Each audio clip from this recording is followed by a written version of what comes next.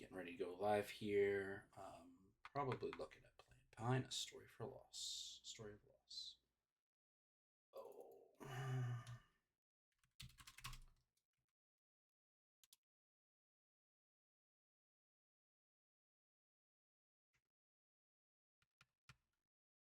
Having some growing pains already. Oh, man. Tweeted it out. All right.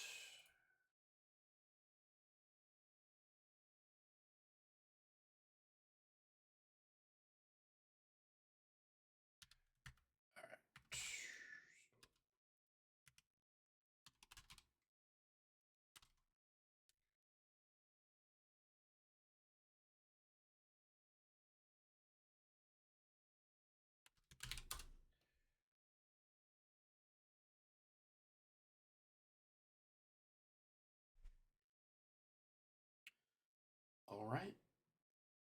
Looks like I am live. And we're going to get ourselves started. So, hopefully, as I get back into things, one of the things I need to do is go ahead and add a camera because I don't have a camera set up currently. And I don't know if I can do that right now because, well, we just won't see me tonight, which is okay.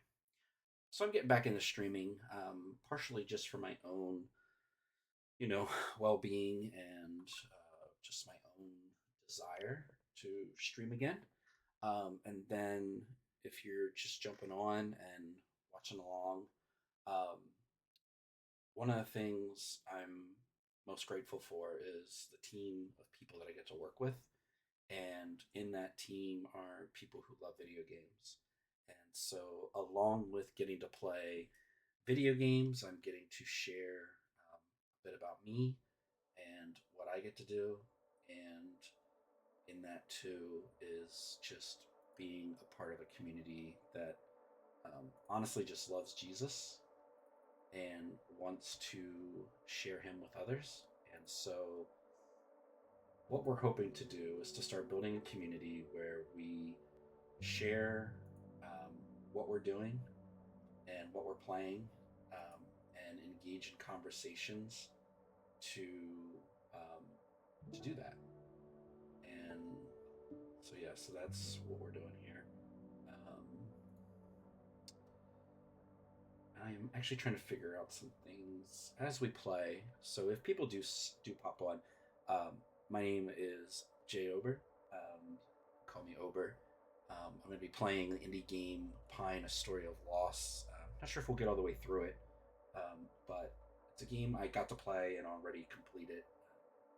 But it's one that I want to share again with people, and I think it's just a great game to play through and talk through because it's more about the story, and in that story, I think it's going to bring out some of the things that I've gone through in my life, and maybe if folks join, um, I too can, um, talk with you and share those things and talk about what you've gone through in your life. So give me one second. I'm just typing a message to someone else.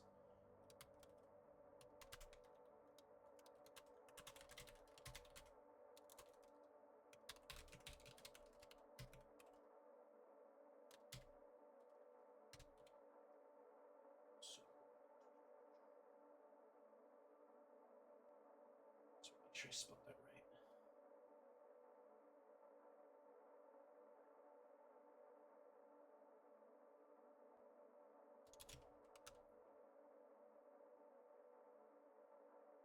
Sorry, I'm trying to spell a word that's not a real word,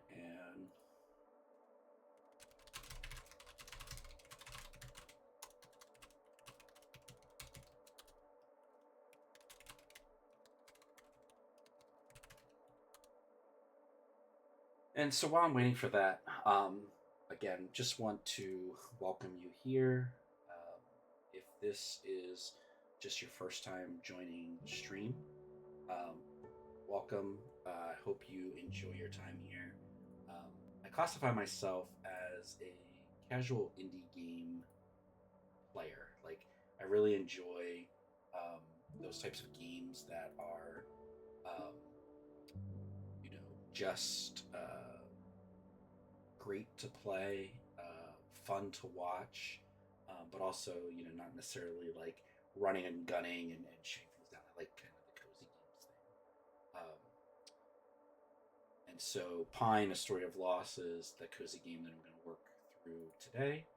And hopefully, if I get pinged, I'll be able to add this stream somewhere that I'm hoping to share with others. Um, and in that, so if you are here and you're popped in the room, please, let me know, make yourself known. Um, I can pop back and forth between um, the games that I'm playing and talking with you, but hopefully the chat shows up as normal. I'm still getting back into the swing of things with Twitch and learning the ins and outs. But what I'm going to do is I'm just going to start playing this game. This might be a little bit of me just talking as we play, but I think that's okay as well. So one thing I want to do is, so the chat is not just popped up there. I'm going to change a setting, have it so that messages go away after a little bit. But if you're here watching the stream, you'll be able to see the chat um, once I post this video live, and hopefully that chat begins to contain conversations as I'm talking with people. Also, just want to double check. It looks like it's my Twitch stream coming through. So let's go ahead and refresh that. Just verify. Yep. All right, cool. So we're going to get started. Pine, A Story of Loss. This is a small indie game. So much darker when a light goes out than it would have been if it had never shone. John Steinbeck. So true that is. Sometimes in life we lose people, we lose parents, we lose grandparents, we lose friends, and having never known that friend would not be ideal. So let's jump in to Pine, A Story of Loss. I really enjoyed my first playthrough of this, and so I'm hoping it captures the same emotion.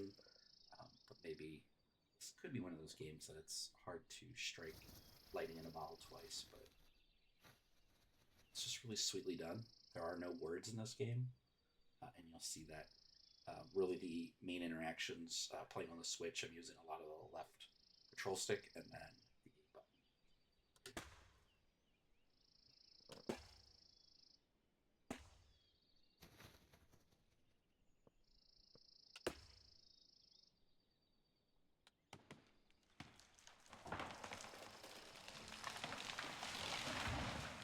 I really enjoy the design of this. Feels a lot like this is a painting.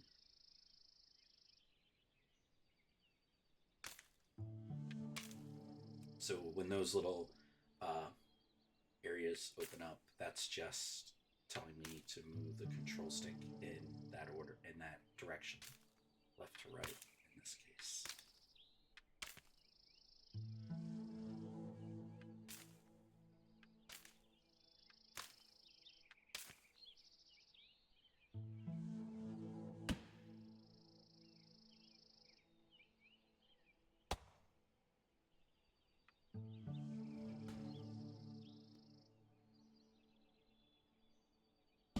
So here now we're just moving top to bottom, watching the lumberjack as he cuts this log, cuts this tree into logs. And this is a lot of what you'll get to see in this story, is these moments in the lumberjack's life, which I won't spoil, as we play. But it's really neat how it captures the kind of calmness of his life, the simplicity of what he does.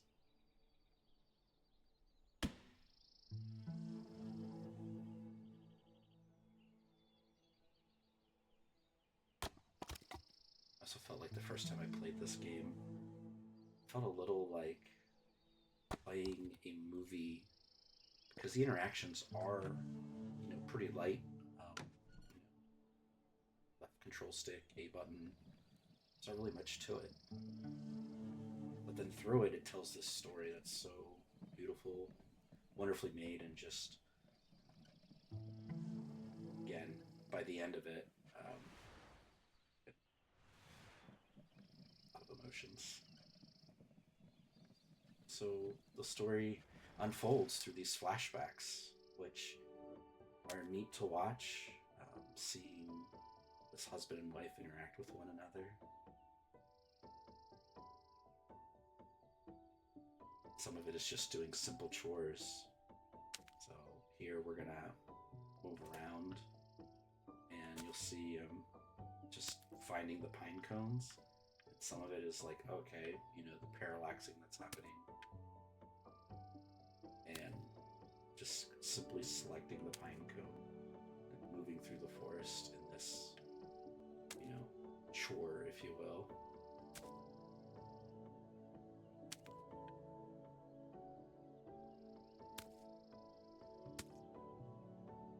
One thing I didn't try is if this game is touch enabled on the Switch. Maybe I'll test that out after this video. So yeah, so the parallaxing kind of showing you where the pine cones are just by revealing the background. Again, simple interaction.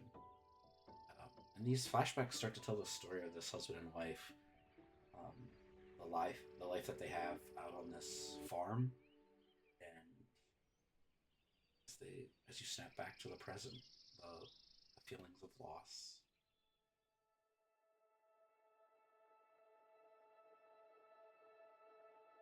I think like in that it's showcasing a very raw emotion that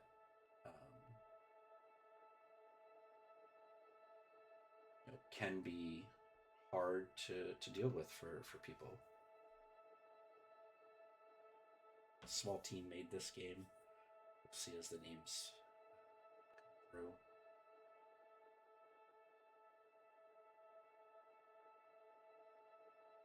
Of course, Kickstarter backers.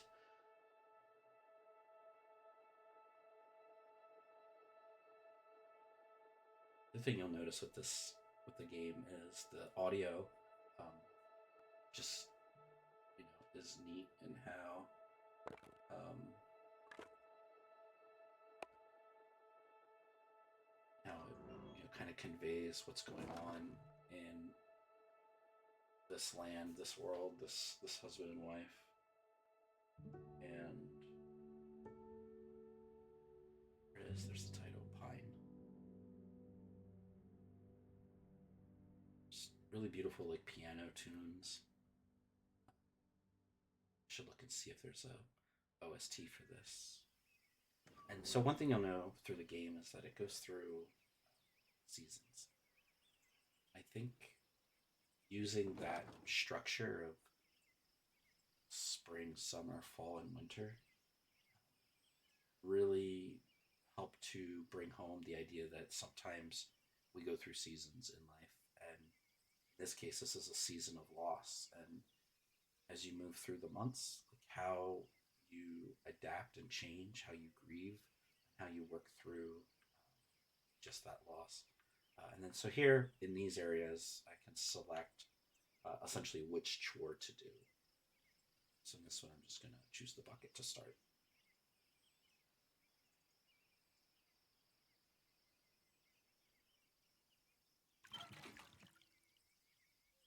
This I'm going down and up, down and up. Again, real basic interactions. This game's not really about fast buttons. It's about the simplistic life of this farmer, this lumberjack, taking care of his homestead, the loss of his wife, and really just how he picks up. Now we'll go tend to the crops.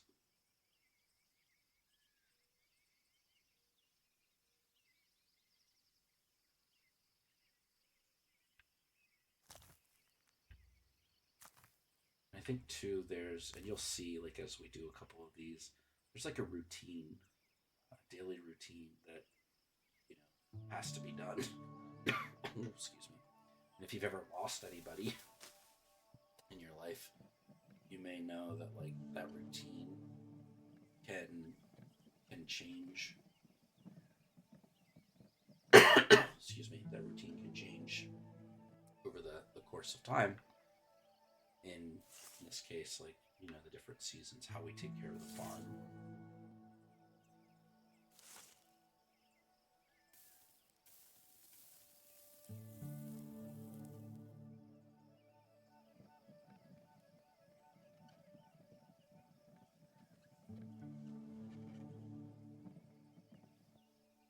So it's my hope that as I play through games like this on this channel, that uh, people join and watch and are entertained by the game. Also, just that there's friendships being built, relationships being built, um, and that you guys are sharing with me as I share. So I was just thinking as I was playing this game the first time, there's a couple of people in my life that I've lost due to death, passing away. And I think what this game really did for me the first time I played it was, like, rethink through, like, what life was like with them and how life has changed without them, and how I've had to move on and go, to the next day, the next month, the next year. So one person, as I was playing this, that I really thought about a lot was how my mom dealt with the passing of my stepfather. And in some ways, there was a lot of just, sad days, and there still are. And he passed away like several years ago. It's like eight or so years maybe. And, you know, we're still here. We're all still here.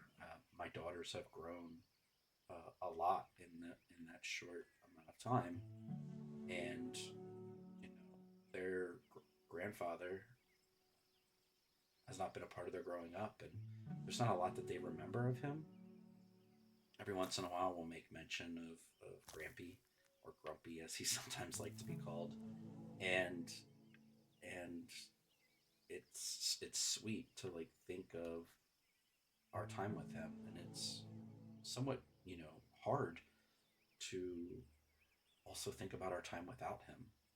Um, there's just been so much that they've gone through and so much that they've experienced without him, and there's, like, part of me, part of them, that had wished that, Grampy would have seen their uh, pottery, their drawings,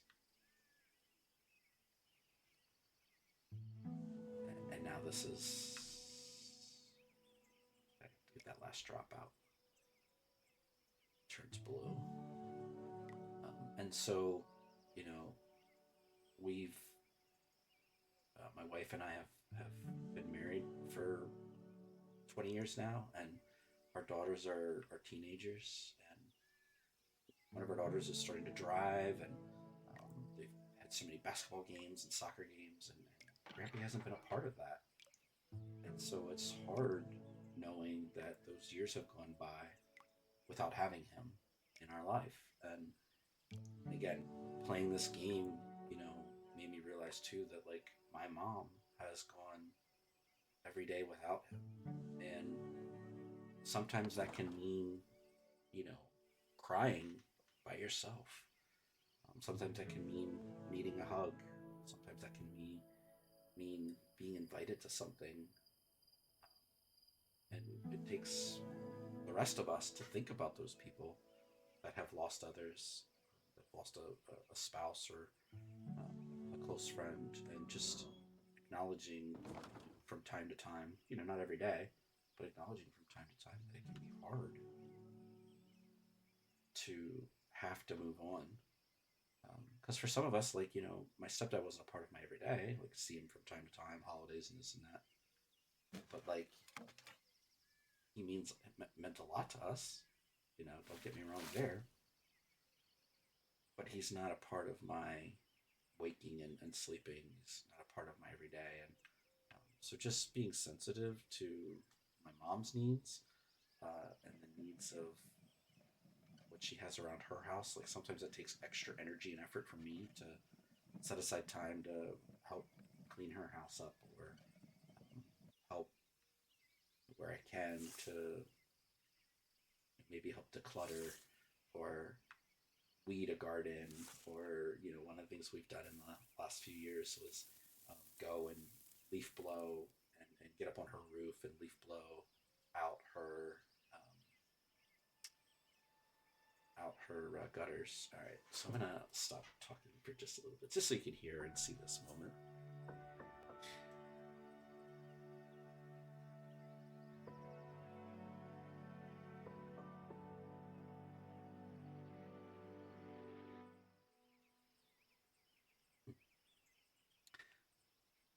Also, like how he's got a beard when it's the present.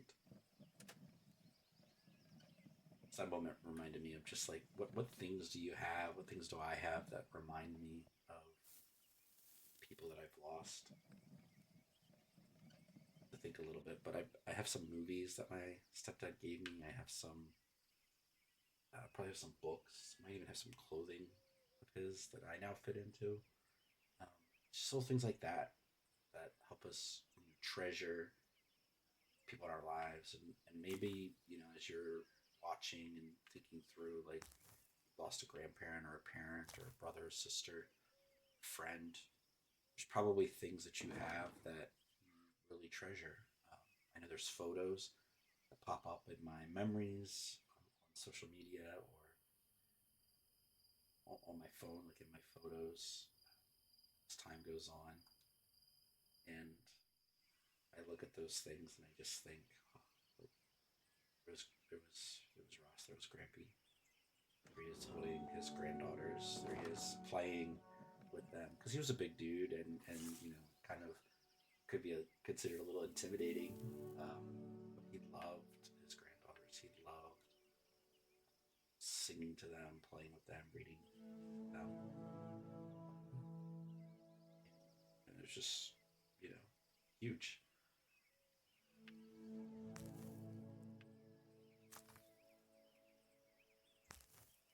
I go back and just check Twitch, make sure Twitch is still working. Yep, it's good.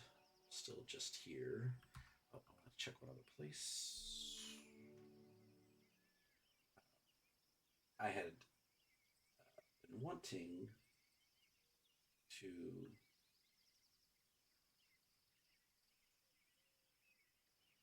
stream someplace and share that, and I don't actually have access to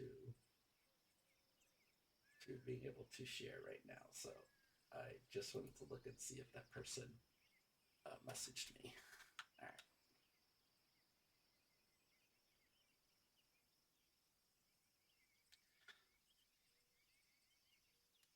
And actually, I'm going to do one other thing.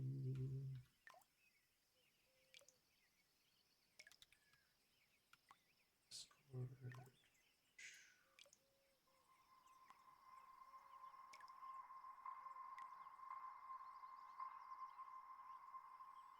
Oh yeah.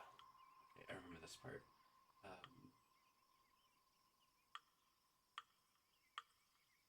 was going to.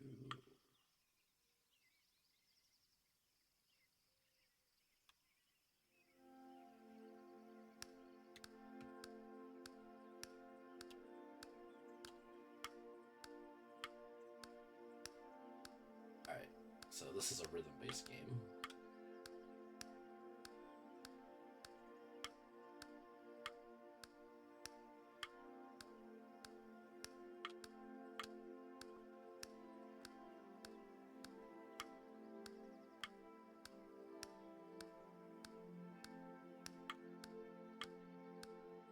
I don't know. I want to talk during that.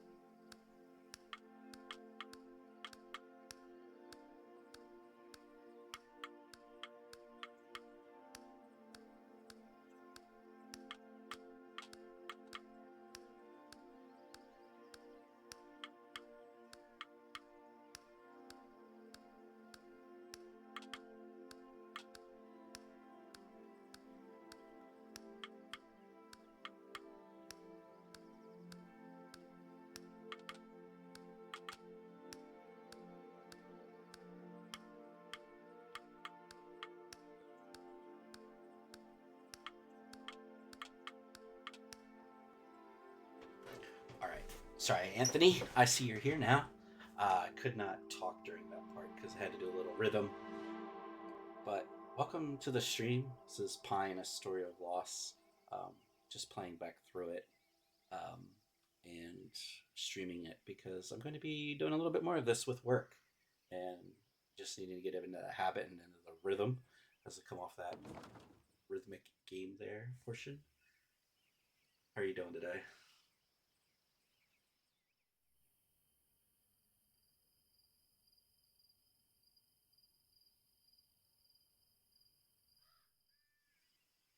So I forget if that was the end of spring.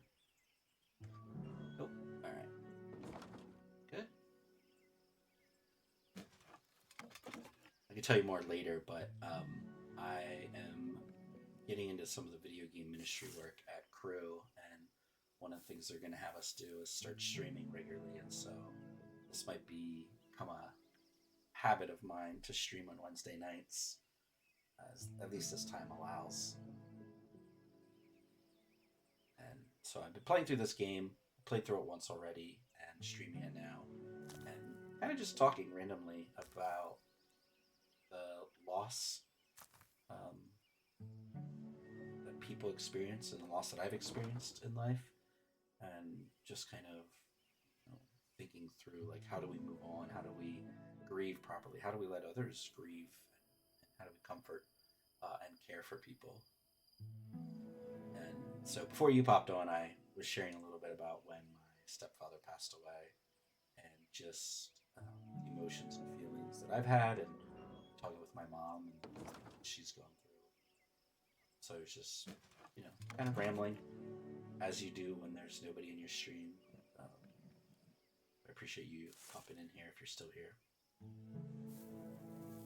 So one of the core tenets of this game is just this lumberjack farmer guy going through loss, and there's little vignettes of his uh, wife and just the past, the things that they got to do that um, brought happiness, brought joy, and now transitioning to life without her, and what it means to not have his wife with him anymore. And so here, like these vignettes kind of go through their life together, building their farm. There's no words in the game, which is really cool. It's all just art, music, and animation, and then these like simple mini games where you have to do stuff. And so this one's like, oh man, I remember this one. So there's puzzle elements in this case with this one, and I don't I don't think it stumped me before, but I know I had to go back and forth a little bit to get it correct, because there's definitely like one way to do this, and I think I already messed up. Let's try that.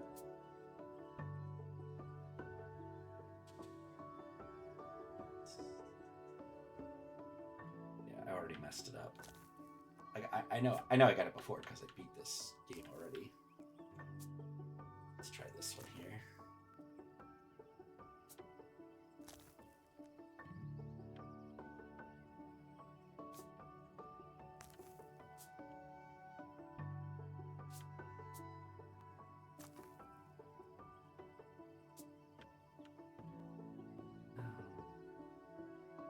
Trying to think. They'll talk to me. Unless you have this solution. Be like, oh, put the L there, put this there.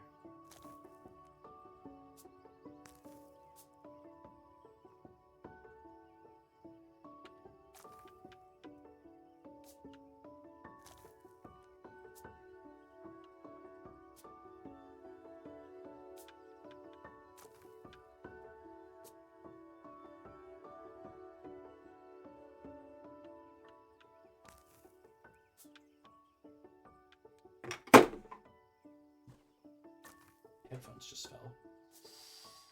Oh man. probably gonna just sit here and try stuff. I know, like, as soon as I had the solution, I was like, duh.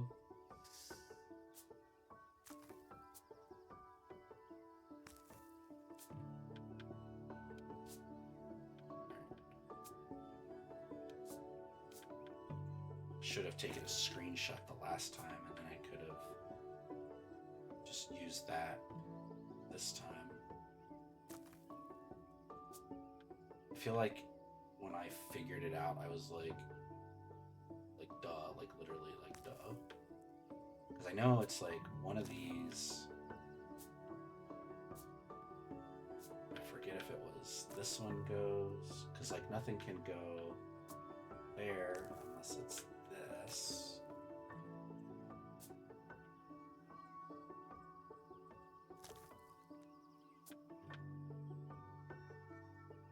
But like I need a place for that.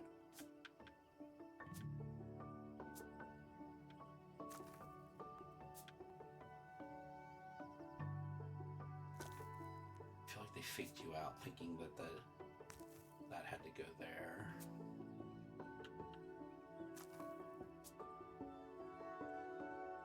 No, that's not right.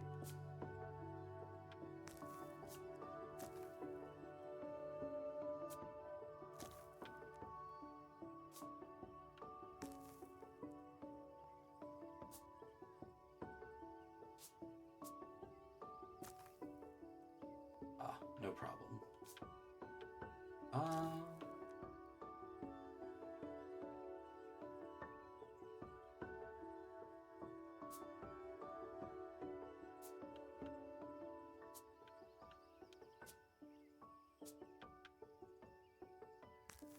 Forget where the vegetables go.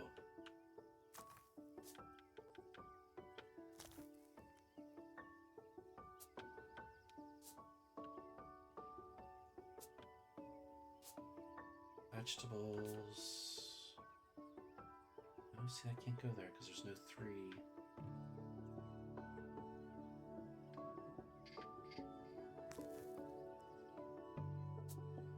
Anthony, solve the puzzle for me. For whatever reason, I feel like these tomatoes go here. Oh, there we go. Never mind. Took too long. First try. Yay. So yeah, so every once in a while you get these little vignettes where you flash back to the past. They're like building up their homestead, and it's pretty cool. Like, I think, you know, it's a cool, unique part to the storytelling that happens and all that jazz. I sense another lurker. Sheldor, if you're listening. Alright, so then this is one of my favorite parts of the game. See this little red indentation? When you interact with that, you start to carve these pieces of wood, these log chunks that you find. And it's pretty cool in how this becomes a moment of remembering, and you'll see, like, as I progress through the game, like how this like is a part of the story, without going into spoiling it. And I think it's cool just in like how you interact with these logs and how you're kind of just carving this piece. So you'll see in just a moment. I get far enough, because thankfully you're not like precision carving. That would probably not really work.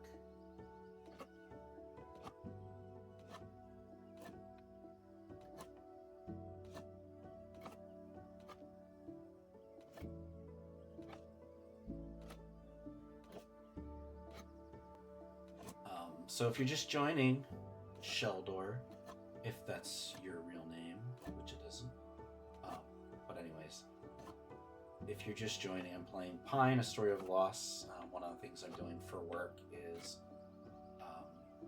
we're doing some streaming throughout the week as a team to kind of grow our audience. And part of Crew's ministry in video games is just reaching people in a variety of ways and making those talking and having those relationships. And so being a part of a video game team, I'm getting to play video games as part of work, so to speak.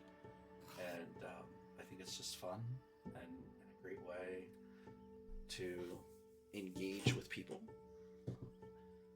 So there's the first of many little figurines that you build in this game. And so now we're into summer. So that was spring, this is summer. And the cool thing is the chores that you do, they start to change, which is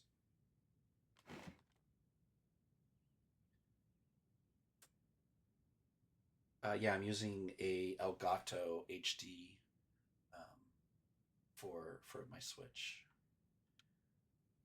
So let's do some stuff here.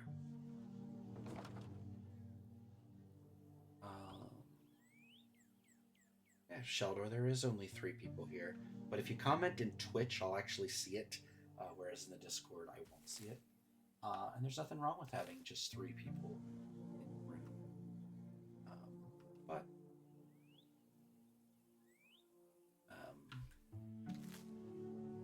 just working on getting the swing of things with building out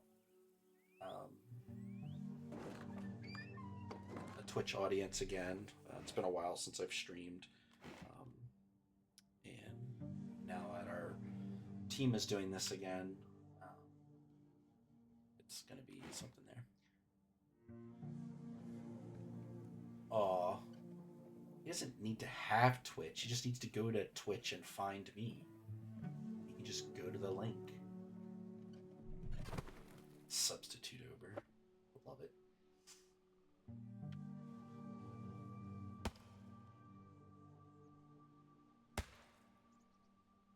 Anthony, I'll have to show you. I'll send you a picture, or maybe I'll find a link of what I have for my Switch capture card.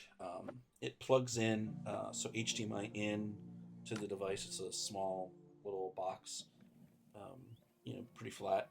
Looks like a portable hard drive, basically.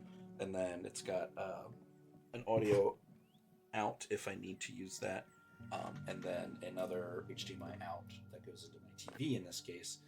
So the one cord, and then it has a USB cord that plugs into my computer to actually capture. Okay. Yeah, I went with the Elgato years ago. I really like it. I know there's multiple different kinds of capture cards out there. I just found that it was easy to just plug and play. It goes right into my PlayStation, Xbox, etc. Okay. HDMI and USB. Okay. So does that not give you, what resolution does that give you? Because the HD one that I have, I believe, is up to 4K. Because when I stream PlayStation, just the PlayStation, because my Xbox Series S is not 4K. Pretty sure that's just 1080. Sheldor's probably thinking, what in the mediocre chores is this guy doing on stream? Well, sometimes in life, after you've experienced loss of a loved one, mediocre is about all you can do. I know, I'm just picking on you. It's nice of you to join us, though. So one of the things I was talking about earlier is just grieving the loss of somebody else, and was talking a little bit back even before Anthony jumped on, just the loss of my stepdad a few years ago, and I figured you use it for Just Dance, Dance the Name. But I was talking about loss of my stepfather and just the grieving that my mom went through and that I've had to go through, and just carrying on with life. And I think sometimes there's those moments where carrying on is just getting out of bed. That can be tough. Um, Cleaning your house, doing your chores, that could be tough. It all depends on just like how close maybe that person was to you. Um, yeah, man, it was like 8 years ago. Um, it's still something I think about. As I was saying earlier, I think the hardest part recently has just been knowing that he's not here to see his granddaughters grow. Um, Not seeing like Morgan Drive or the artwork that they've done, the songs that they've sung, school and musicals, and being a being a part of their growing up. He was a part of mine. I mean, I knew him. He became my stepdad when I was in ninth grade. I think officially, I think is when my mom and he married, and so it was an important part of my life because I was a teenager then, and yeah, so when I played this game, because I did play through it once before, it was tough. Um, the first time I played through, I sure hope so. I mean, I will say he uh, is a big, tall, red-headed Irish dude, and I think one of the coolest things about him was always like how he interacted with Morgan and Bailey when they were little, because he was just kind of intimidating, and he I don't want to say like broke down, but like they had him wrapped around their fingers, and anything that his granddaughters wanted to do, they'd get away with. Pretty sure like all the chocolate, all the toys, all the games, they could just jump up on his lap and ask him to read a book and all that, and he was um, a great a great grandfather to them, and um, really uh, fun seeing that aspect of him because it wasn't often that he smiled or hugged, like I was just saying earlier too. Um, the girls originally it was Grammy and Grampy, and there were times where they actually called him Grumpy, um, and and that was fun. Like it was, um, neat to have them just kind of break him down and make him smile, um, and have them interact with him was always so cool to see. So I'm working here on another bit of slug. So she is. So one of the things with what I'm trying to do here on stream and trying to um, share with you guys. So in what I'm trying to do is, or part of what I'm trying to do is to invite people to join a Discord group that I'm a part of through the work that I do at um, at Crew, well, Family Life and Crew. And so what I'm going to do is I'm going to drop a link into the chat here.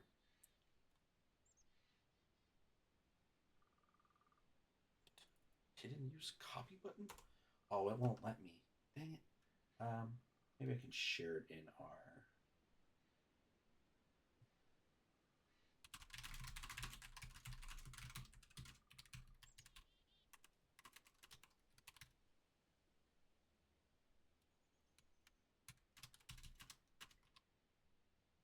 Yeah, it won't let me because I'm streaming. Oh well. Oh wait, here we go. Disabled. I just had to turn streaming mode off. All right. Now let's try this. Invite people. Edit invite link. Copy. All right, here we go. So this is another Discord that I'm a part of, and this is where our community of gamers, through Family Life, Crew, and a couple other places, are going to get together and start streaming. Eventually, hopefully, we'll have community streams where play multiplayer games and jump in on some of the shenanigans there. Who knows? Maybe that'll turn into something I do regularly on a Wednesday. You guys can join in if you're available and be able to play the game that I'm playing. But it's also going to be a place where I'll share, my streams when I go live. If I don't share them in our esports club Discord, I'll share them there as well. And yeah, it'll hopefully just be a place that we start to build as a community and start to see more people joining in and being a part of the conversations that we have. And so here I am at my little garden picking my vegetables.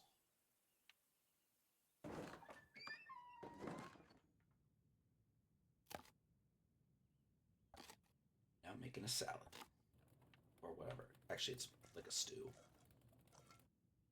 Even though from this shot it looks like a little cookie.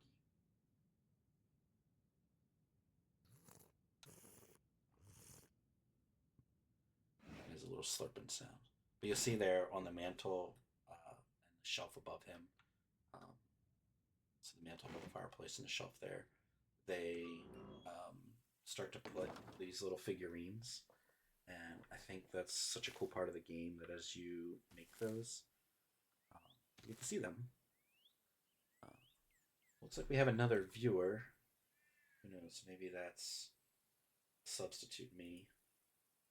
Um,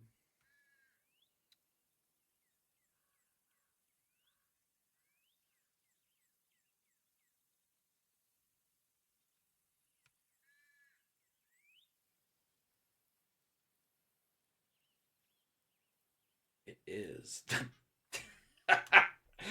Oh man, Jack, you made me laugh with that name. Or substitute over, you made me laugh with that name. I. That is good. That is good. I'll tell you one thing. I hope that bat shows back up sometime this year, um, in the best way possible. And oh, I definitely laughed. Um, I think if that bat shows up, uh, it's gonna be good. No, Hughes is fine. So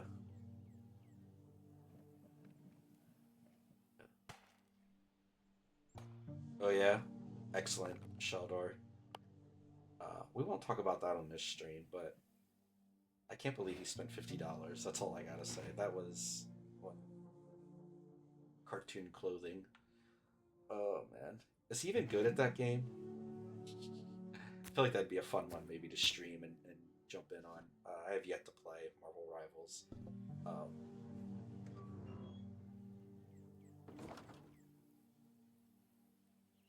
I feel like I would really enjoy it. I'm afraid to get into a multiplayer game that I've got to sink a bunch of hours in and hopefully not sink a bunch of money into.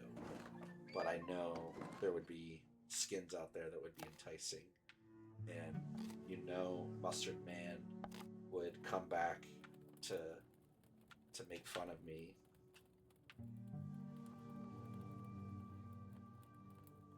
Um, if I bought one, if I bought a pack. Oh, can Fortnite get bad with purchasing like that? Funny story, my controller just died.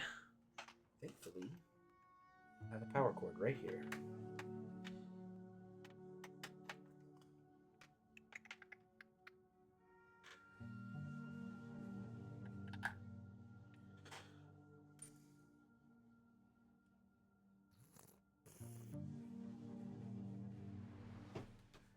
Oh, his wife just took some food.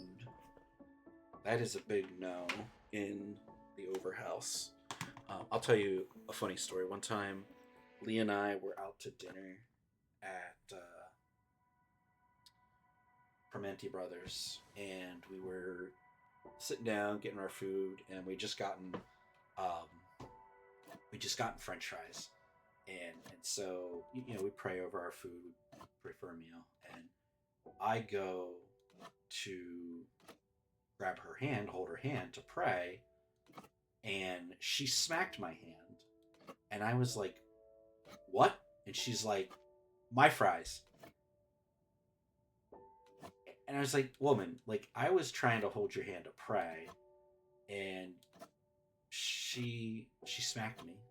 And so every once in a while, like even at our own home, like I'll do that to her. Like I'll pretend to uh, want the fry or whatever, might be in the bowl that we're sharing in front of me, and uh, I'll like swat at her hand or something, and it's probably not the last time that'll happen. As far as she being like, I don't know, just don't get in between Lee and her food, I guess. Um, she, I, maybe sometime, I don't know. I was actually talking to Metzler today about our potluck that we did last year and all that. Maybe, maybe we do something like that again. But I don't want to smack her hand again. I'm afraid to die. You know, Sheldon, she's not as deep into the banana bread love like I am. She loves making it for us, and I'm glad that she does because I don't know that I could make the banana bread as good as she does. But yeah, I don't know that she'd smack my hand for banana bread. It's probably more like chicken wings, French fries, anything really that's like fried and just has that like perfect crispiness to it. Bacon, probably been. Actually, I've probably been smacked for bacon. Um, yeah, fries, wings, bacon. Those are probably like her three favorite food groups, if you know what I mean.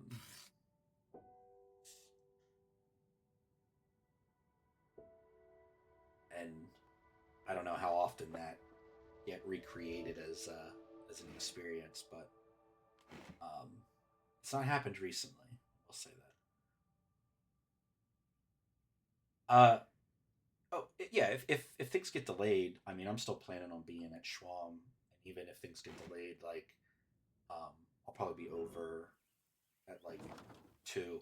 I don't think club will get canceled. Like I don't imagine the snow actually and the ice sticking around because if I look weather wise, not that we need to turn our stream into a weather report, but um, it's supposed to get up into the 40s by like 3 o'clock, 4 o'clock. So there should not be ice. I plan on being there just a little after lunch, like normal. I have something I need to do probably in VR around 1. One of the other things that I do, jumping into VR chat with some coworkers and talking to people in VR. And that usually happens at 1 o'clock. And I've missed the last like month due to just sickness and some meetings getting scheduled then. So I started putting it on my calendar so it doesn't get scheduled over. But yeah, no fear, banana bread will be there. Love the rain sounds of this part.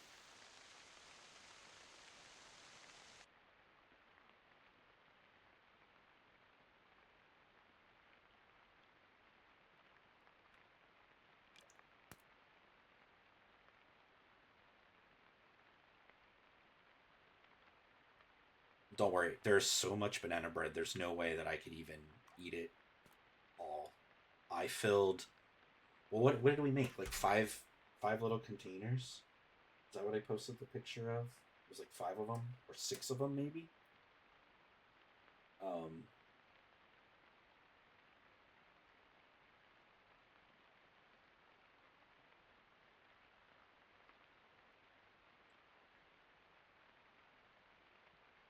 yeah, 5 of them. So there'll definitely be plenty. Does that just mean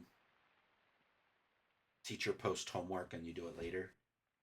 Is that how it works at Stevens for you guys? See, we didn't have that stuff growing up. I didn't have that stuff growing up. My kids have that, but they're just in a 2 hour delay tomorrow.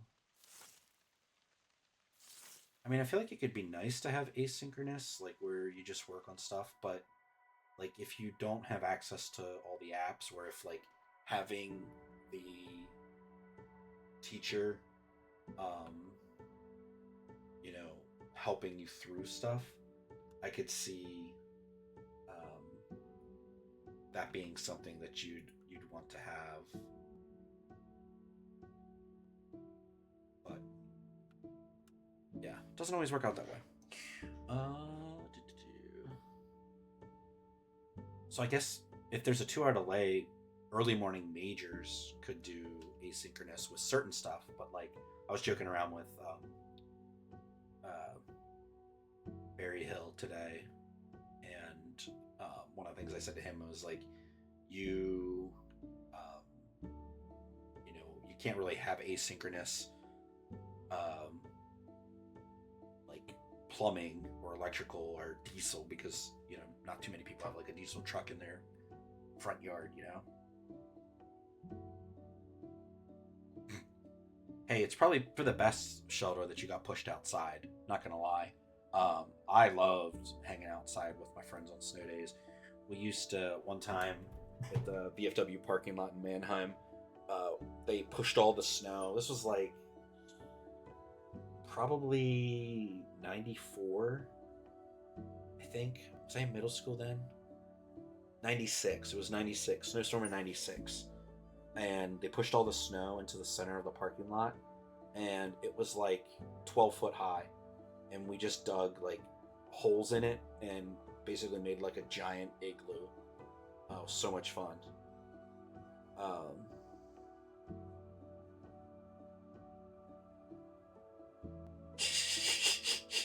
yeah, yeah. Too bad you can't bring home a diesel truck. All right.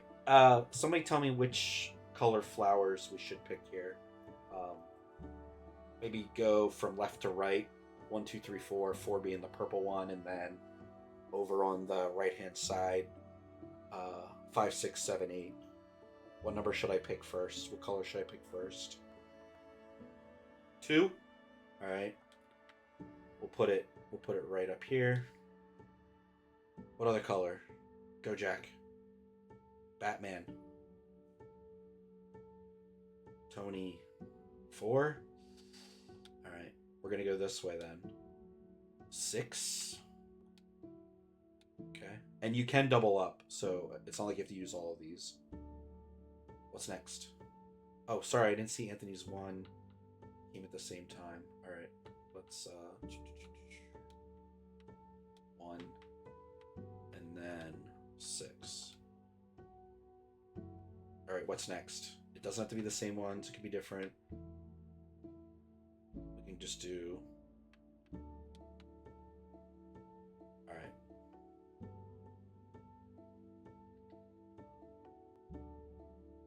Come on, guys. This is interactivity. Help me make decisions. It's really cool because you'll see why it's really cool after you make this. Sheldor's turn.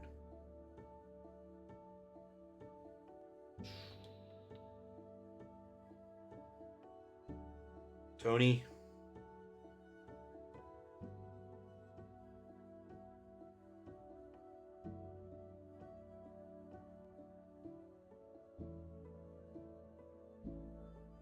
That is spam.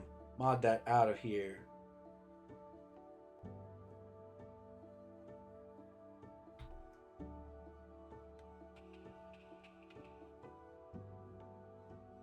Give me a second. I can go to mod view. I don't actually have modders. I don't pay for that.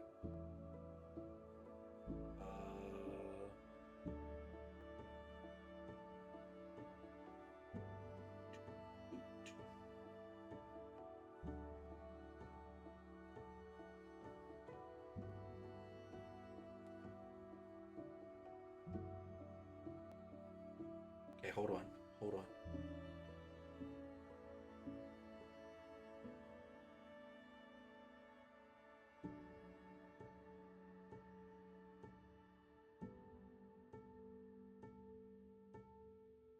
How do I get rid of this?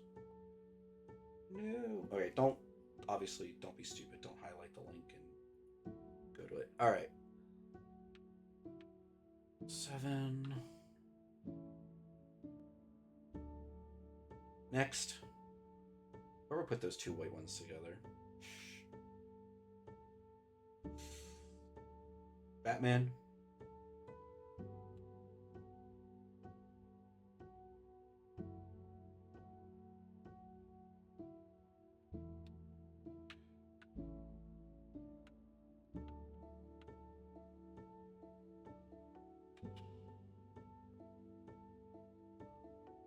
I get one more. Maybe two more. I'm not sure.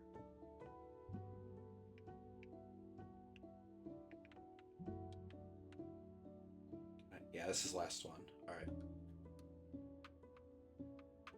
Oh.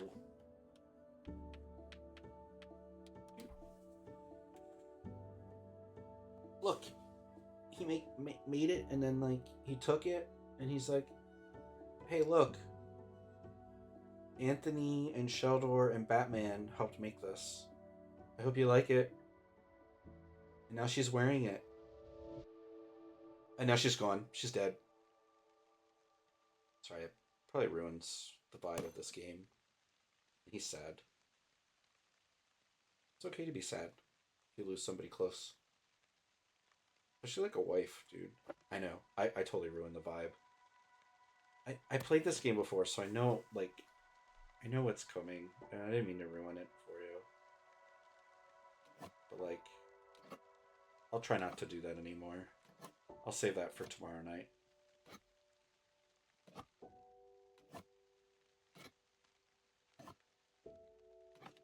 Okay, so the first time I played this game, I didn't realize that you could move the axe up and down right away, and I felt so dumb that like, yeah. But I don't know. I do like that during his grieving process, he became creative, and he used that as a method of like coping with the loss. Um, I was actually trying to think, like, again, the first time I played through this, and as I was talking about my stepdad earlier, like, what kinds of things I did.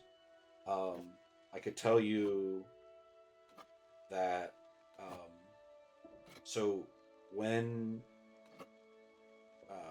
my parents, my mom and my dad, were separated when I was 3. Never really lived with both of them together, but I lived with them off and on between the two of them. But Ross became my stepdad uh, in middle school. I think I was like 12. Um, and one of the things, but my mom, he and my mom had been seeing each other for a while. But one of the things that I do remember was, and I still attribute my love for video games to him, because while I had an NES, didn't have a lot of games for it. But when Ross started dating my mom, he got a Super Nintendo for the apartment, and so when I was there on weekends, I got to play the Super Nintendo, and eventually then too, like I got an N64, a GameCube. Although I might have bought the GameCube myself, but anyways, um, played a lot of Zelda, A Link to the Past, which I think is why Zelda as a series is like one of my favorites, because Ross and I used to quote unquote compete in our save files. We would play through the game. He worked night shifts at a place called Dark Container in New Holland, and so I would come home from school and play video games basically until, if I didn't have homework, until I went to bed, and then he would play while I was at school. And so we would see like each other's progress. Like, oh, he's got 6 hearts now, and I've only got 3, or whatever it might be. We would kind of compete back and forth, seeing which items we unlocked and this and that. Um, and I don't think it was in the game case itself. I think it was just a book we had. But we actually like kept track of like um, our game progress in like a little notebook, um, and it was kind of cool that we had this back and forth sharing of the game, and I really enjoyed like that aspect of um, you know that part of the gaming relationship, and um, yeah, it was a big part of my childhood was playing video games, playing them with my stepdad.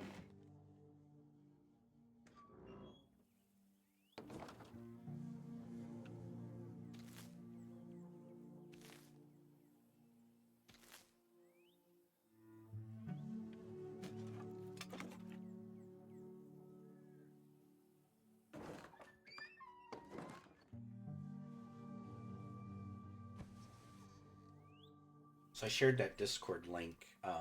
Looks like a couple of you joined in on that. So the Imaginarium is a place where um, the group that I'm a part of, um, with crew and with family life, that's a place where um, the community we're trying to build with people wanting to play games and just have like non-toxic place to meet others, play video games, talk about life, talk about things we're going through, and just kind of build that community. And so it's my plan is to continue to do this on Wednesday nights as time allows, as life allows, and play different games. I actually have a game that I wanted to play, but I'm glad I checked. The embargo is not until next week, so I couldn't really play that game, and so I wanted to just bring this game out again and play. And I'm probably gonna just go through the whole game. I think it's like another maybe half hour, um, at this point, because you end up doing all 4 seasons, but they're not all like the same length to get through. And that'll probably be what I do tonight. And then if I have time on the weekend, I might play, but more than likely not until Wednesday again.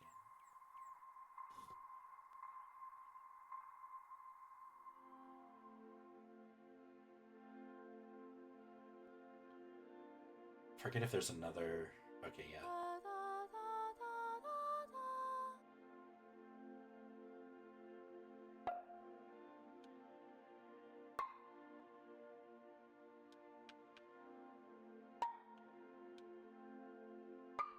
I wasn't really paying attention. I gotta stop talking when there's these parts. Okay, we do it.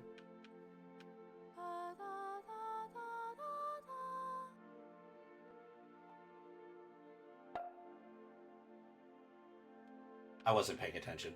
I gotta stop. Okay, it's just the last two.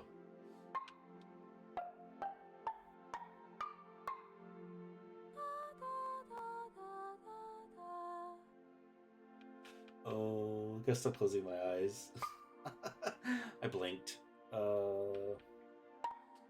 It was like this, maybe this. Oh, oh no. B is.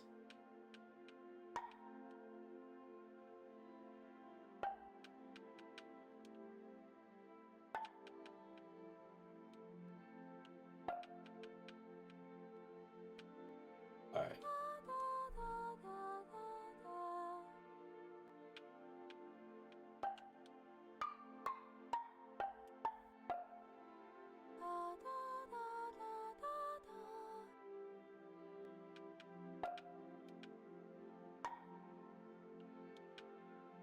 I wish they made the sounds when you put them down.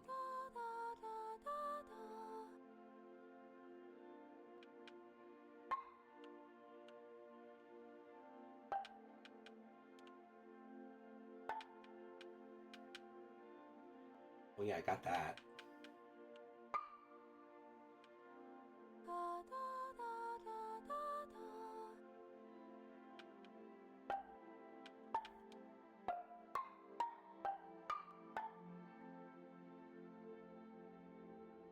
Good job.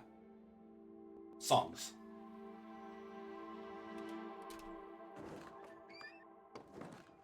You just look so sad in the scenes without his wife, and it makes sense.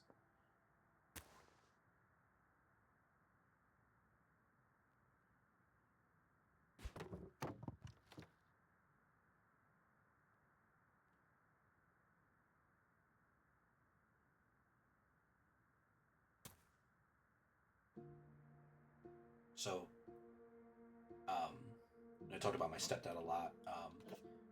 One of the other like huge losses in my life. Um, oh man, I think it's well. I guess you guys might remember a little bit if you remember the coat drive that we did. Um, that was in memory of my cousin Gregory, who on his I want to say 16th birthday, um, the day before his 16th birthday, um, was camping with friends, um, and he had been fishing and hadn't been feeling great, and so he basically was like, "I'm gonna take a walk, and catch my breath or whatever." And he never made it back to the place where they were staying.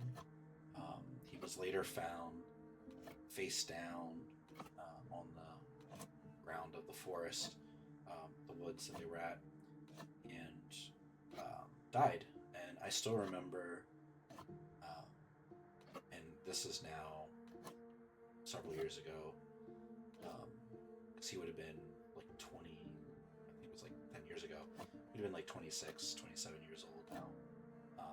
But he passed away suddenly, and I still don't know if our family knows what the cause of it was. Like, it was something in his heart, something in his brain, etc. But I remember being in my house when my mom called, and she was like crying on the phone, and she was like, "Jonathan, like Gregory's dead. Gregory passed away." And I was just like, "What?" And I was walking like on the phone. I was talking to her, and I started to walk down the stairs, and like she started to say like, "What?" that he was dead. And I remember just collapsing like on the stairs, like to the step that I was on, and um, talking with her on the phone. I think like that moment every once in a while, um, pictures of Gregory like pop up in my Facebook feed, and it just like catches me in these like times where it's like hard to believe that he's gone. Um, Gregory was such a cool kid. I mean, on a side note, we found out um, one year before he had passed away, we found out that um, in driving to a graduation party for my sister-in-law, for Lee's sister, um, we pull into this house, and I was like, "What are we doing here?" And she was like, "We're going to the graduation party." And I was like, "What?" Like, my cousin lives, my uncle and my cousin, Gregory, and his sisters, they live right next door. And Lee's like, "What?" I was like, "Yeah, they're like neighbors." So then we got talking to Lee's aunt and uncle, and here Gregory used to walk their dog. Um, and so, like, um, yeah, yeah, that was just like a little side note. But um, Gregory was this kind kid who just like cared about everybody, and that's why we did the coat drive um, as a family. Like, that was one thing, like, take care of others was always a part of who Gregory was, and so we did the coat drive at Thaddeus Stevens this past year, and I hope to do that in the future too. Um, Especially at Thaddeus Stevens, we got like a full box of coats, and the coat drive itself, was really successful. I remember dropping the box off at my uncle's house, and there was just like stacks of boxes and bags of coats, and other winter clothes that people had donated.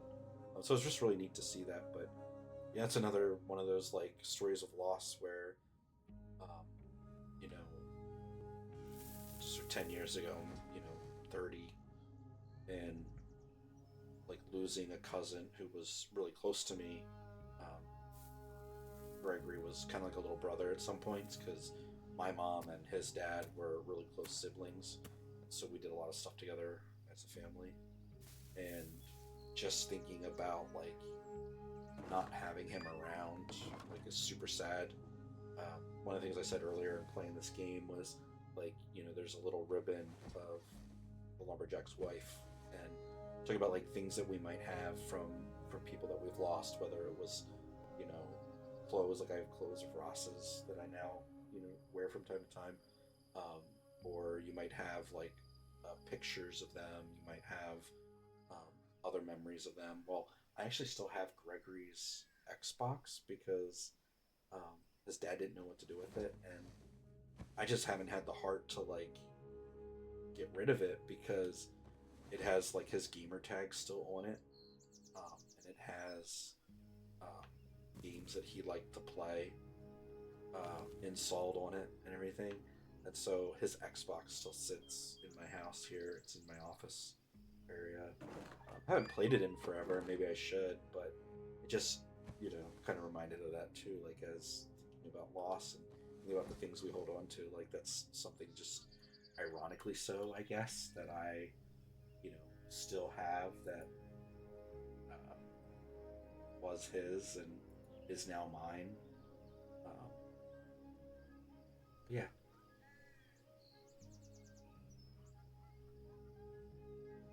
Oh, I want to do something. Give me one moment. Let's go back.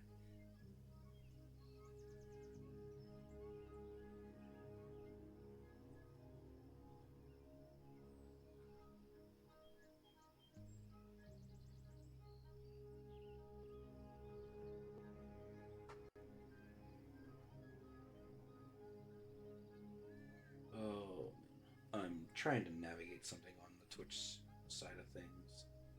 Um,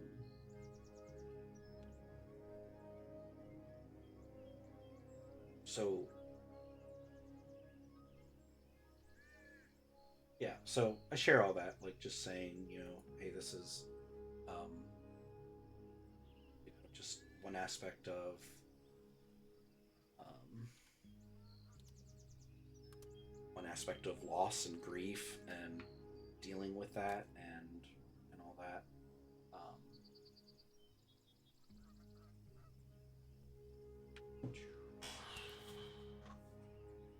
sometimes might be like holding on to possessions.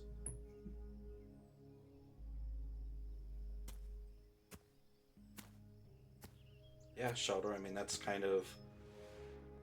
I wouldn't say that was like on my plan or agenda, but that's like one of the things that this game, as I knew what this game was about before playing it, um, but I didn't know how much it would cause me to process when I first played through it.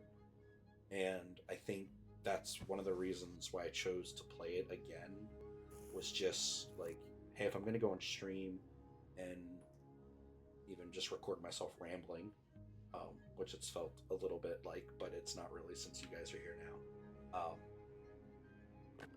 It This is one of those games that's like really cathartic, I think is the word, in terms of just like processing through and both honoring and moving on in some ways. Like, and I don't want to use the term moving on like to connotate with like forgetting about someone, because it's definitely not. Like, I don't think we should forget the people that we've lost. Um, but I think, like, oh yeah, I gotta make hand animals now. Um, like, I don't think we should forget the people that we lost, obviously. But I think pondering through, or every once in a while just thinking about what they meant, is like really good. And I hope I've made it clear that like in club or outside of club, like hanging out, or even here in this Twitch stream, like it's a place where like, and I hope you guys like know that like I'm here if you ever want to talk, and if there's things that you're processing through, like whether it's the loss of someone or the stress of someone or um, just life in general, because there's a lot of things that go on in our lives. I think it's easy to circumvent just talking about those things when they come up, because it might be like an uncomfortable conversation. It might be like a too real conversation that doesn't always feel like club is the place for it. But I'd say like in years past, there's only really been one. But like in the past, there's been people that have talked and shared about loss. Um, Last year in January, there was a student.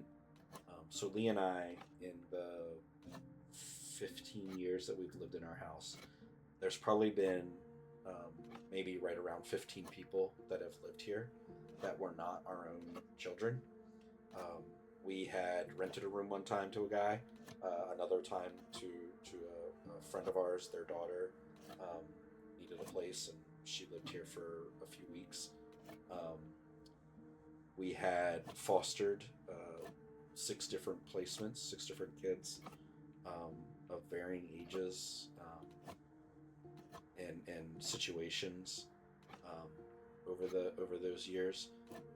We had a guy that was in my small group who stayed with us um, until I found out that he was shooting up heroin in our attic, which is now my bedroom office. And I had to tell him to leave. And just a few short weeks after that, he overdosed and died. And we've had I had a small group, a guy that was in my small group who was going through some stuff with his parents. He actually used to live right over by Thaddeus Stevens, and um, one night showed up at our house at like 2 a.m. and he was just like, "Hey, can I stay here for a few days?" And that turned into 2 years of Titus living with us. Um, and so those are just like stories of that. Like, those are things that like people have um, lived here at Casa de Ober, have become a part of our family. I remember one time Bailey was in like she was like 3 or 4. She was in the preschool class at church, and they were doing these little um, like family pictures. They had large stamps that were made out of like a sponge, dried sponge, and then they had small stamps and they had boy stamps and girl stamps. So like moms in dresses kind of thing, just to like generalize and just make a picture. And so Bailey makes this picture that had a dad, a mom, and 2 little girls and a boy. And one of the leaders who knew Lee and I was like, "Lee, Jonathan, is there something you need to say? Like, are you guys having a baby?" And it didn't hit us right away. But then we were like, she made that because Titus is living with us. And it was just so cool that, like, in those 2 years, like, he became part of our family.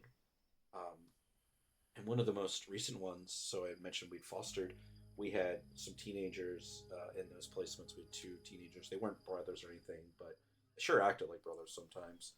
And one day when they were living here, um, they came home from school and they brought a friend, and his name was Deshaun. And um, even after those guys left, um, Deshaun still hung out and still came over. We had a like a placement or two. Or actually, we had like 3 people pass after those guys, and a little boy, and then later 2 brothers or 2 half brothers. Anyways, Deshaun like didn't like live with us, but during the week he came to church. During the weekend he went to church with us, and then like on weekends if we were doing stuff he was hanging out with us. um, he kind of had a rough life. His parents didn't really care for him. Um, he um, he was a gay kid, and um, his dad like basically like disowned him. His mom like worked a lot and wasn't really around, and she wasn't really like a terrible mom, but just like they didn't get along. They fought a lot, and so Deshaun like started living at our house from time to time. There were times where he'd be at our house for like 2 3 weeks, and then we'd sleep on the sofa, or sleep in the extra room, and then he'd go and we wouldn't see him for a while. Anyways, he uh, graduated high school, kind of lost contact with us. And from time to time, we would see him. Again, he'd pop into our lives. And I remember, I guess it was 2 Januaries ago, right? Or 1 January. Maybe it was only, yeah, it was only last year. Never mind. We got a message from his mom um, that he had been found dead in Philadelphia. Um, he had overdosed on drugs, and I still remember like he was one of those kids that was never really like I don't think truly accepted by his family or even his mom to a degree. And he fit in with our family. Um, did a lot of stuff with us, went to church with us, and um, his mom was just unsure of like what to do for like a funeral, and so I reached out to some of the people at church, and some of them were like really close to him too when he was around, because Deshaun used to like um, help out in we had like a dining room and everything, and so when they did like church dinners, Deshaun was always like doing dishes or setting tables, like helping out, serving food, whatever he could do. And that was like during COVID years too, when he was here. So like, um, or right before COVID, like our church was doing a lot of like meals together and stuff. And I just remember calling the church and being like, "Hey, this he passed away, and his mom's looking for a place to have his funeral memorial service," and like everybody was just like, "Yep, let's do it." And so we got to have his memorial service at our church, and it was just really again like it was hard. Like I still remember the conversations with his mom because she was never really close to Lee and I. I think sometimes she was mad that her kid was hanging out with us, living with us, and not her. But she was also just distant from him and everything. And I still remember like the conversation and just sharing at his memorial service. The people that really cared about him were there at that service, and uh, that was just another experience of like great loss that we've had to kind of work through, process through. I've had to process through. Every once in a while, like pictures of his show up in my feed, just like Gregory and Ross and others, that I've lost, and maybe you guys experience that too, like other people that you were close to that are no longer here, um, that you care about, like are um, give me a second. Um, Other people that you care about are no longer around, um, but there's people that care about them, and maybe they're part of that memorial service, part of that remembering, um, part of that grieving process, and that, and like I think it's healthy, like to grieve, like we all grieve in our own way. Um, there were definitely times after Ross's passing where I was mad. I think with Gregory, like just um, dying so suddenly and so young, like definitely like what's the purpose in his passing, you know, and and why, and it's hard because you want answers and you don't necessarily get answers, at least not this side of heaven, if believe in that. You may never have those answers.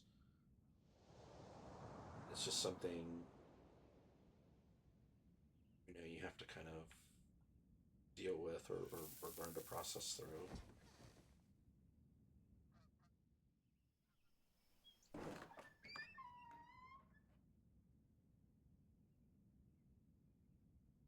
I feel like talking about loss, um, this and playing this game like can be a little bit of a killjoy, um, but I think ultimately like where you find joy is something that I think on an individual basis you have to figure out like where does your joy come from. And I don't think I've been shy about my thoughts and my beliefs. Not even not tonight, but just even in club. And I'm not as like outspoken about those things, but when it comes up, like I've had conversations with guys in our group that have been able to. Oh yeah, I forgot. I gotta like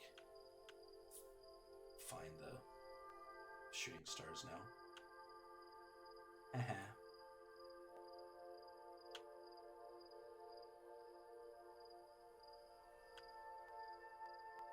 Spoke too soon. That one was way over next to her.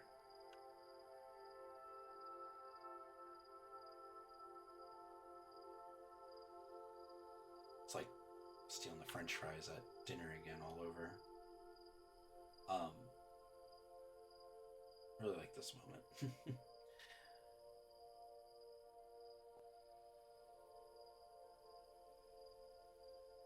So we were talking about. I was talking about like joy. Oh, there's the ribbon found. It was his wife's.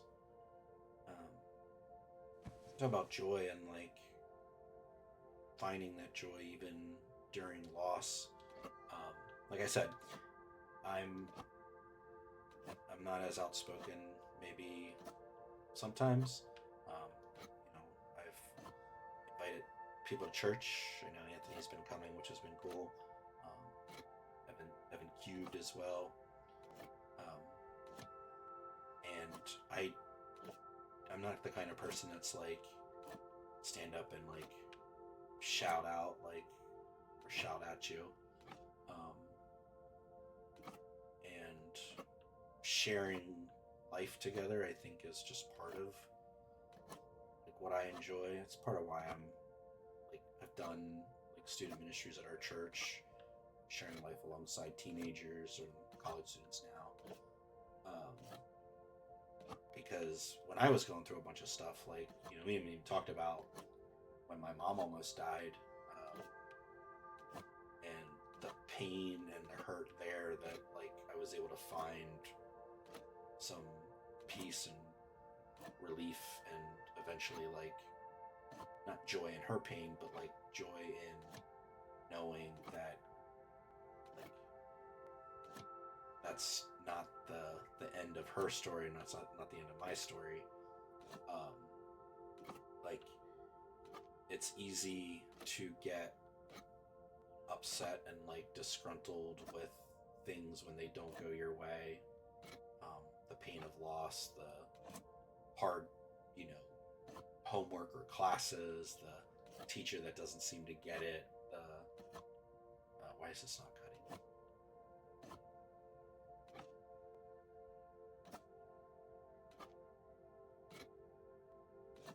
Yeah, that's really weird. I can tell like what I need to do.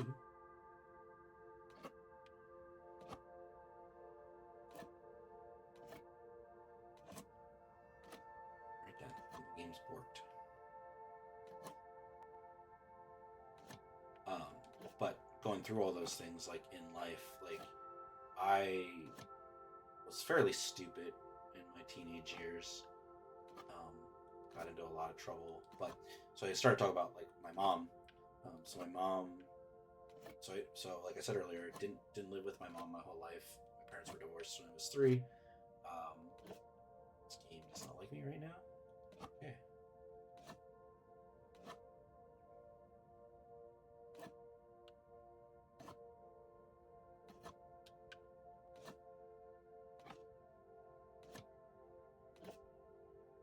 isn't it cutting?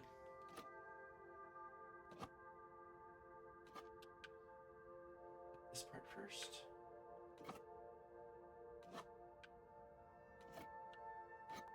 Alright, I'm really confused right now. Yes. So parents divorced when I was 3. Lived back and forth between mom and dad just because at one point my mom was in a car accident and she was out of work and therefore couldn't take us to school, couldn't care for us. So we lived with my dad at that point. My dad remarried. 6, I think. Time's weird. It's kind of wibbly wobbly. This thing does not like me right now.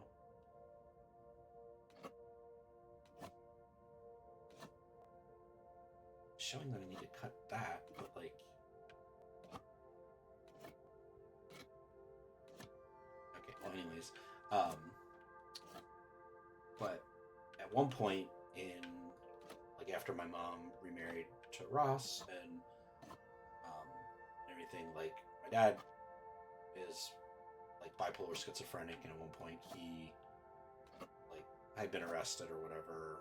I don't think he was ever in prison, like it's not long term. But anyways, got to move back in with my mom, and the first weekend we were living with her, getting ready to start a new school, which would have been midway through 9th grade. We went back, to my dad's for the weekend visit kind of thing, and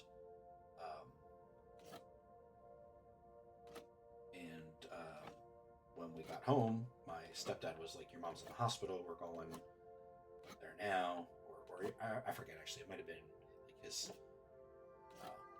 aunt that lived at the farmhouse area that we lived in. I don't know why this is not cutting. It's telling me to like cut there.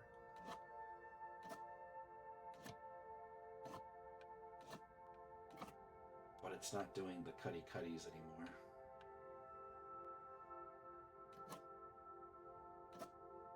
See how it's red? It's frustrating. Anyways, so literally, it was February 4th. It was Valentine's Day when she went in the hospital in 1998. And so February 7th we moved in. That weekend we went home to back to my dad's for the weekend. And my mom was in the hospital and basically dying. She had a severe heart infection that killed her. Doctors are still like unsure to this day, like how is she even alive and functioning and all that. And it was super traumatic, having to experience that, especially with like also going into new school. So I, being in my stupid, rebellious teenager, mad at life, mad at everything era, decided that smoking cigarettes and drinking before school was my coping mechanism. So I was part of the group on the bus that would basically just like drink beer. You pour it into an empty Pepsi can or whatever, Coke can, and drink on the school bus. I still remember throwing up in my English teacher, Mrs. Spleen's classroom. One of those days, that was good times. Like I said, smoking, like I was just super stupid there. And alright, I'm getting a little frustrated that this is not working. I'm just glad I have something to talk about, even though you guys aren't interacting, responding. It's cool. I'm just really confused as to why this isn't working anymore and what the heck I'm supposed to do. Because it's literally not cutting the parts that are red. Yeah, man, no worries. I'm fine with that. I just say that because like every once in a while, if you're like, that's good. Yeah, and that's okay. Like, I don't mind just talking. So, anyways, so to back up a long bit, I guess, when I lived with my dad at one point, we lived in an attached house to my grandparents, and my grandma used to take us to church, and that was like you go to Sunday school, you sing the songs and whatever, and I wasn't really like I just went to church because grandma made us kind of thing. I wasn't necessarily someone that believed in God or the Bible or Jesus or any of that, but in high school when all this stuff was happening with my mom, I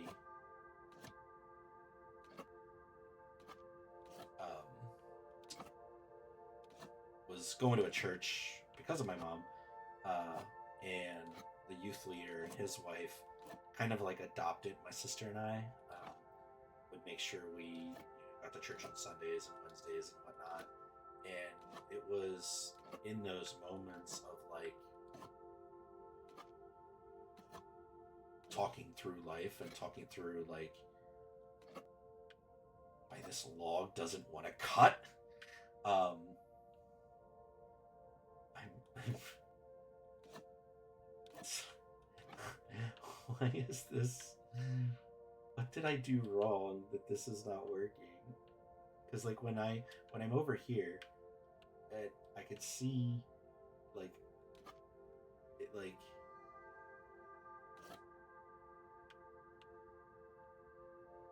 changes color and tells me what I need to cut. It's just not cutting. Oh, I think I broke the game. I just forget when it last saved. All right, here we go. I'm gonna go back to the start menu. Yeah, and so I started going to my youth leader's house and going to church with him and his wife, and um, it kind of adopted me. And I think that in some ways, like that's why like Lee and I have adopted others because you know those experiences growing up of someone caring for me was like reflective in like welcoming other people into our house and being a part of that. Um, and so yeah, I think it was just kind of a natural transition. So I think all I have to do is recut. This is gonna put me back in that spot and recut that last piece. Hopefully this time it works.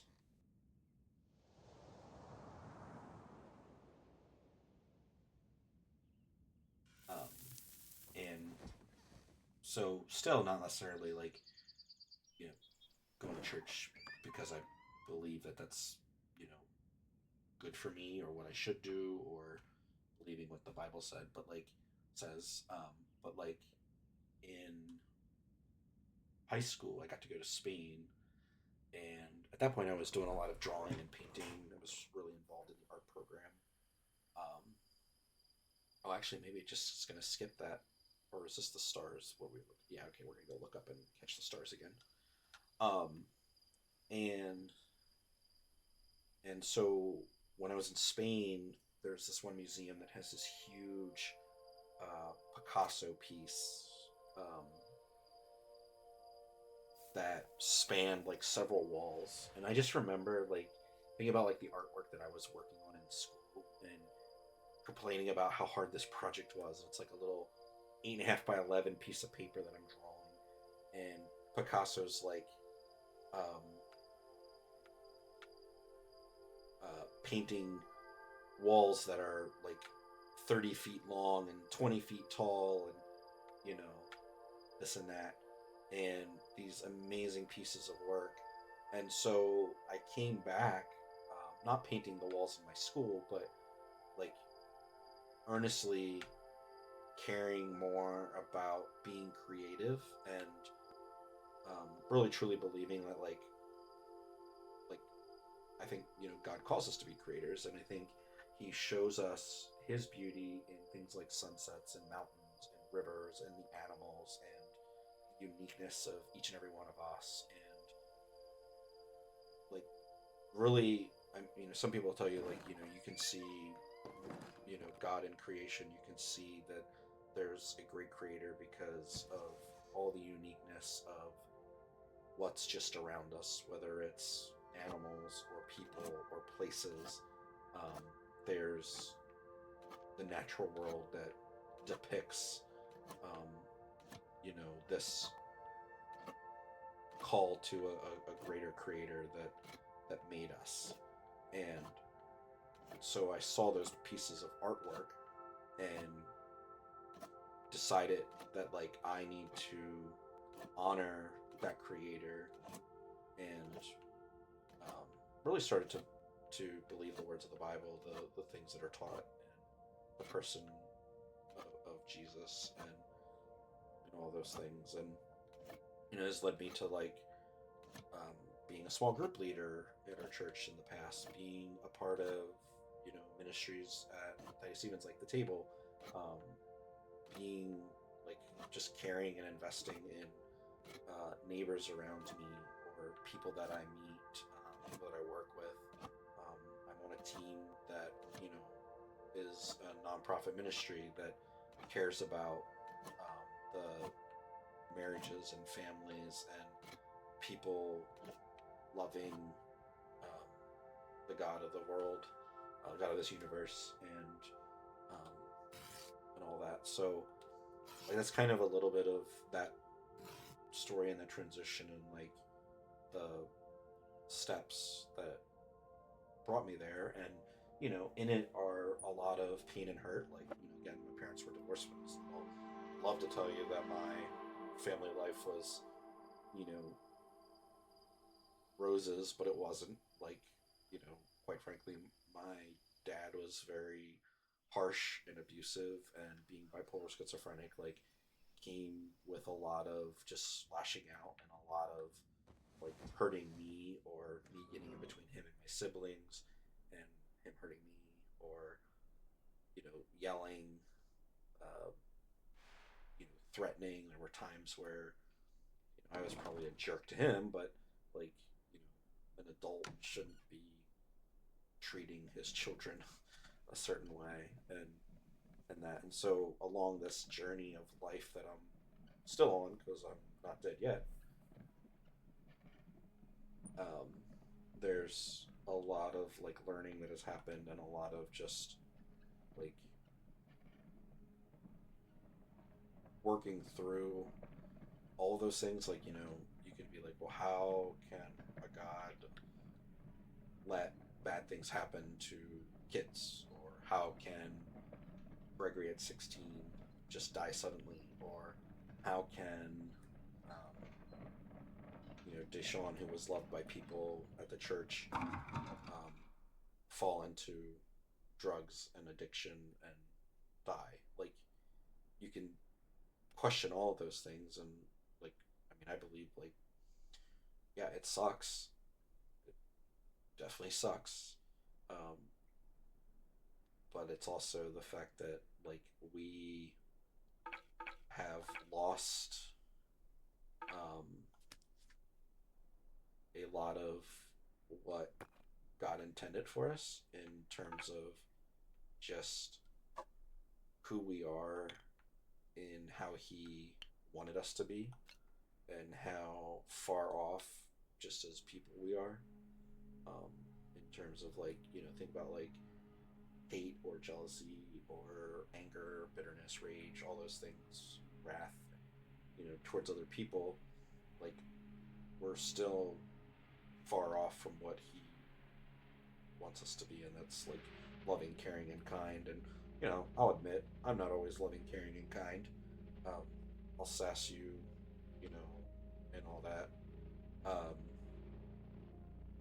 but all right, this part confused the heck out of me the first time I played it, because I didn't quite understand what it wanted me to do originally. But I try not to be like a jerkhole, kind of person. Um, but yeah, I will joke and all that, but it's not necessarily like what I should be like. And that's not to say like be like a dry, human being, don't have fun. but there's obviously a fine line between being kind and courteous and caring and all those things. Um, and so, like, I've gotten, hopefully a little bit more back on track with life and who who I think God wants me to be. Um, and some of that is just um, has always been like caring about people who aren't often cared for, and that's sometimes, again, the 13-year-old delinquent in me, fails at that often, and I need to check myself every once in a while, and I need to apologize every once in a while.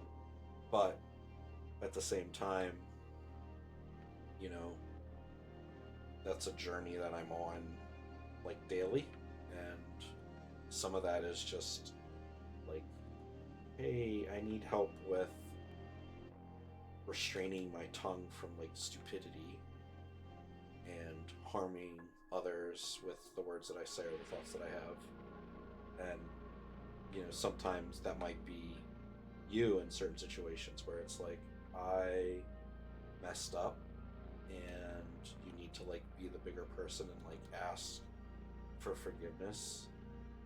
And I think, maybe not to either of you, the three of you, but like I've had to ask for forgiveness, um, in different ways, to people that I've hurt, and talk through those, stupid things.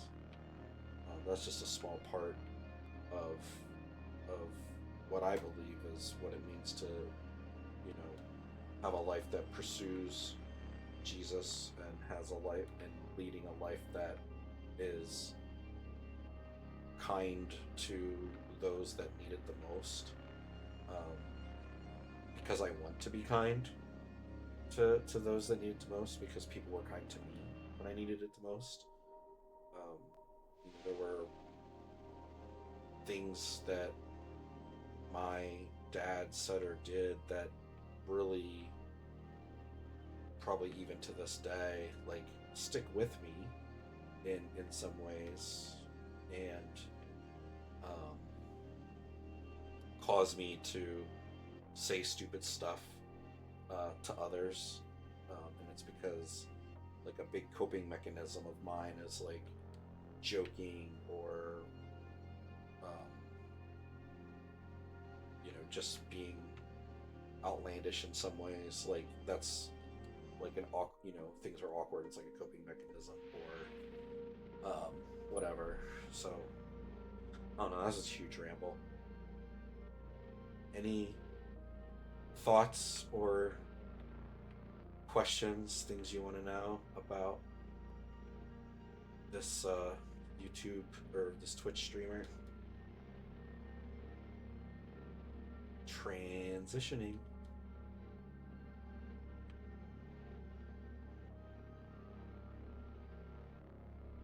This is who I am.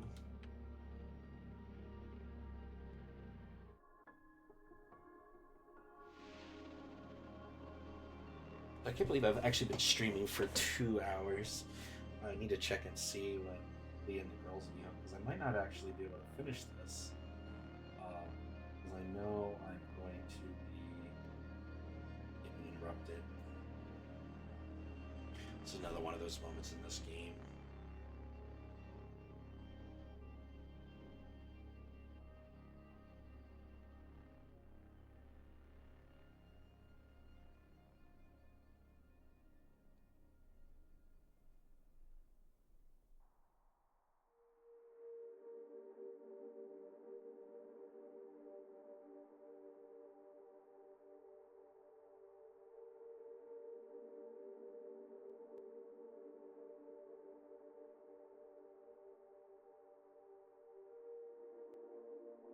Maybe I'll save this for next week.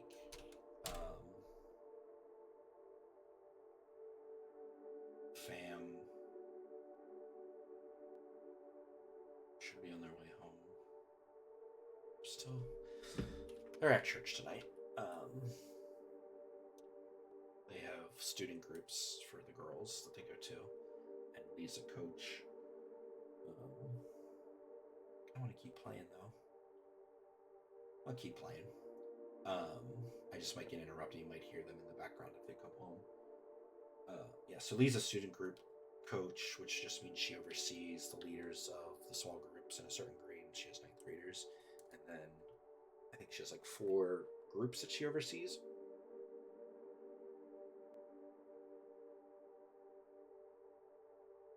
And then the girls are in their groups. I used to do that. I did that for 20 years. I was a small group leader. I had several different groups because, sometimes you stick with them from 7th to 12th grade, which I had a few of those. Other times they were just like 12th grade. I love the little heart that's on the tree there that he carved with after she did back in like summer. But yeah, I had, I don't know, probably like 5 or 6 groups over those 20 years. So I keep in touch with some of them. Titus, who I mentioned earlier, was in my small group. Kevin, one of the guys that stayed here, the one that I found his drug stash and kicked him out of our house, he was in one of my first small groups. That was what I used to do on Wednesdays. I had decided this year, I forgot that the switches between her being there and him being alone.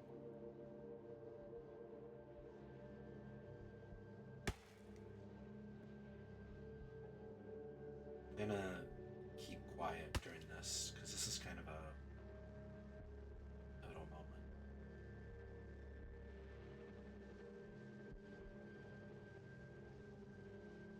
I want you to hear like the music and the transitions in the game animation.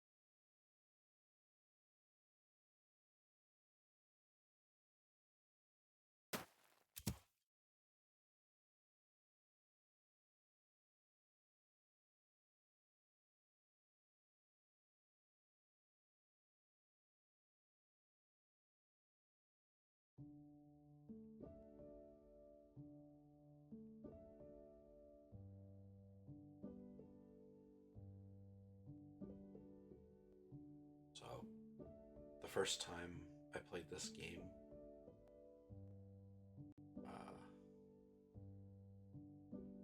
I definitely like bawled my eyes out during that moment when he like screams and starts hacking at the tree.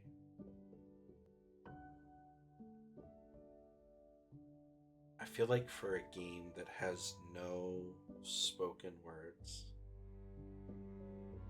they did a phenomenal job of showcasing like just emotions and struggles and stresses and strains, and yet reminded you of all these happy moments. And I think it's like core to what this game is about, is like losing someone sucks. Someone you love dying sucks. But there's memories. There's their thoughts, their legacy, their like life that they lived.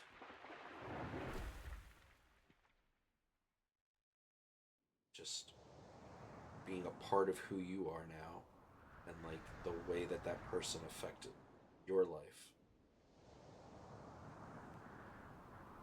And it just amazes me that this game can do so much with maybe like very little.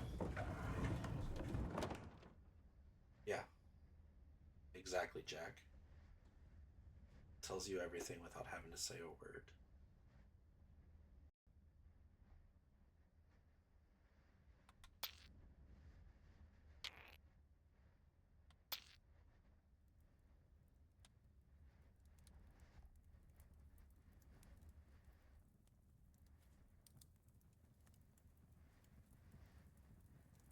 And there's other games that I've played that are similar in terms. Maybe not necessarily like silent.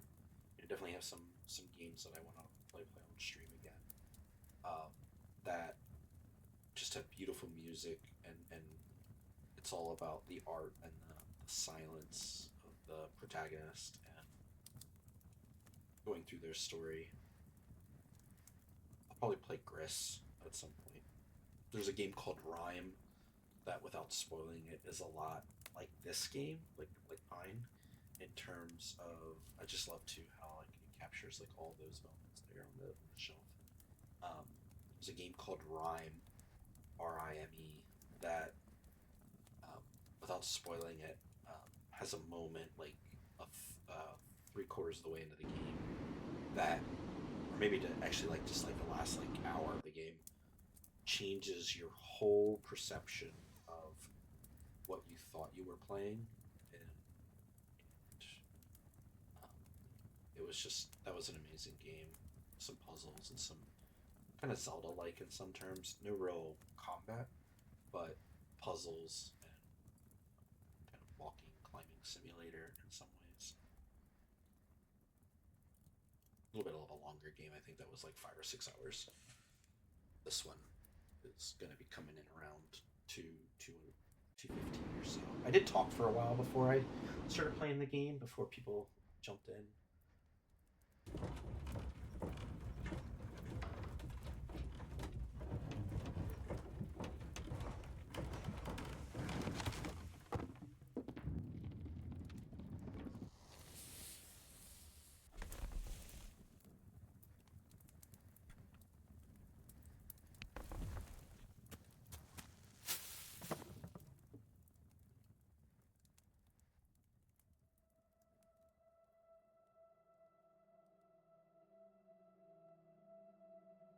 This moment too.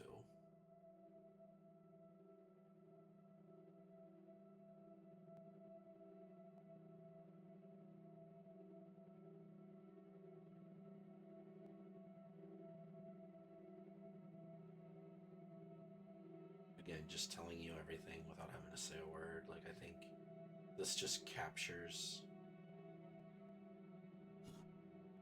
so much of what like the pain of losing someone can feel like.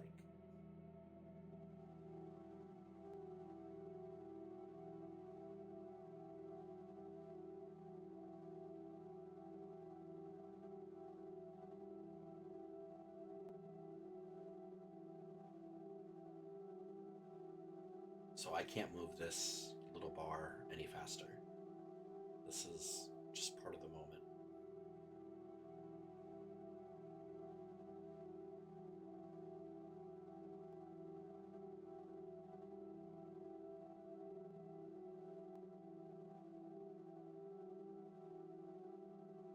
Even though I'm tilting all the way to the left.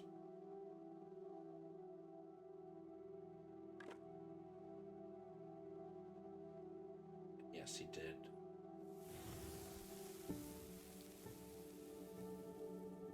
You think he just torched that piece one by one? Yeah.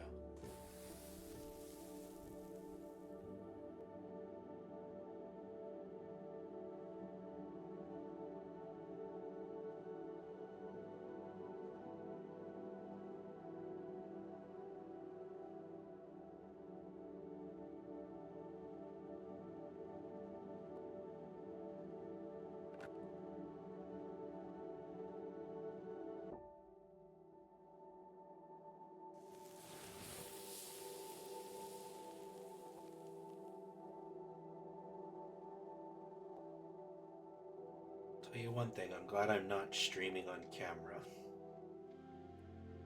I think my emotions are on my face right now.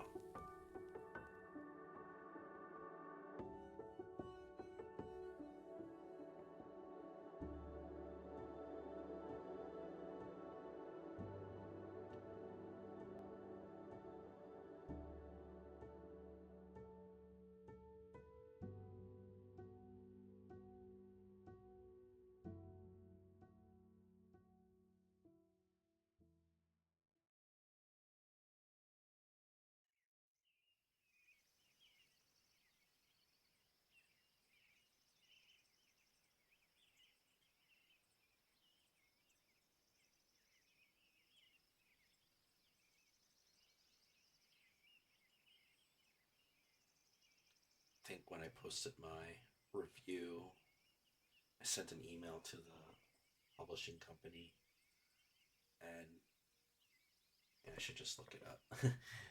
It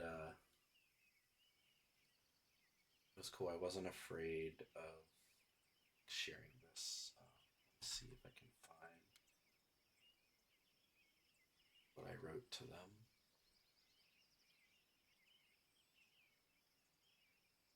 Here we go. I wrote, "Hey, my review's been posted. Here's the link. I just want to say thank you so much for the chance to review Process Loss in my own life. My stepdad a few years ago now, and grieve, cry, and heal. This game is so good. Cheers to the launch." And they emailed me back and they said, "Thanks heaps, Jonathan." And then I just replied back with like, "Hoping to introduce the game to a few other friends in my family soon." So here I am sharing it with you guys and kind of processing, again out loud what, I just kind of did in my head, I guess, the first time I played through the game. I think it's healthy. Like, it's definitely healthy. You guys weren't here for the opening, but there was a cardinal on the first tree you chopped down. So that cardinal just flew away.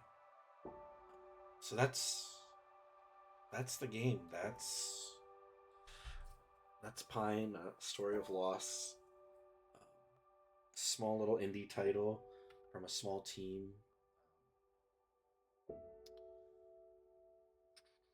It's a wordless, single serving game. I'm reading from their press release. Wordless single serving game that touches lightly on gameplay mechanics while telling the emotional story of a grieving woodworker who is grappling with his grief. Professional illustrator from DreamWorks and Nickelodeon, a children's book author, Tom Booth, worked with friends and programmer Najati Imam to create Pine, a Story of Loss, which was inspired by Tom's personal journey with grief.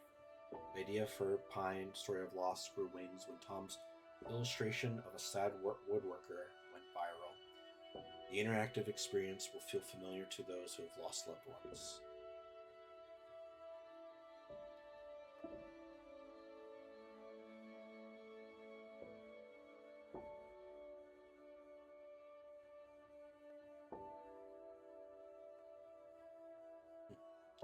Send you the link to the picture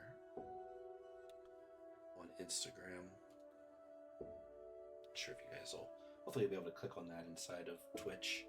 Um, you can see in that picture um, his illustration of the woodworker carving from the log his wife, and how it was the inspiration behind the story in this game.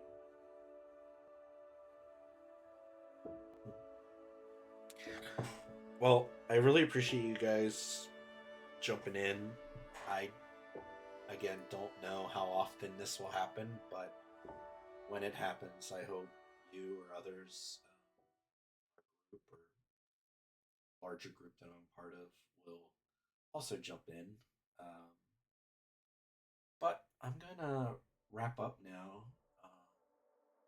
I did drop an invite to this Discord, the Imaginarium, in just a group that I'm a part of. Um, so if you want to check them out, that's the community where I'll be hosting my videos and sharing about what I'm doing. So that'll be a place you can find that, and you can find other streamers there, other content creators. Um, Going online, there's a guy. Can't really tell what game he's playing there. But there's somebody that plays Dark Souls. There's somebody. Let's see. I'm just looking at their thumbnails. Show video and pictures with them. Somebody playing Minecraft. Minish Cap. Ooh man, I haven't played that game in so long. Love Minish Cap.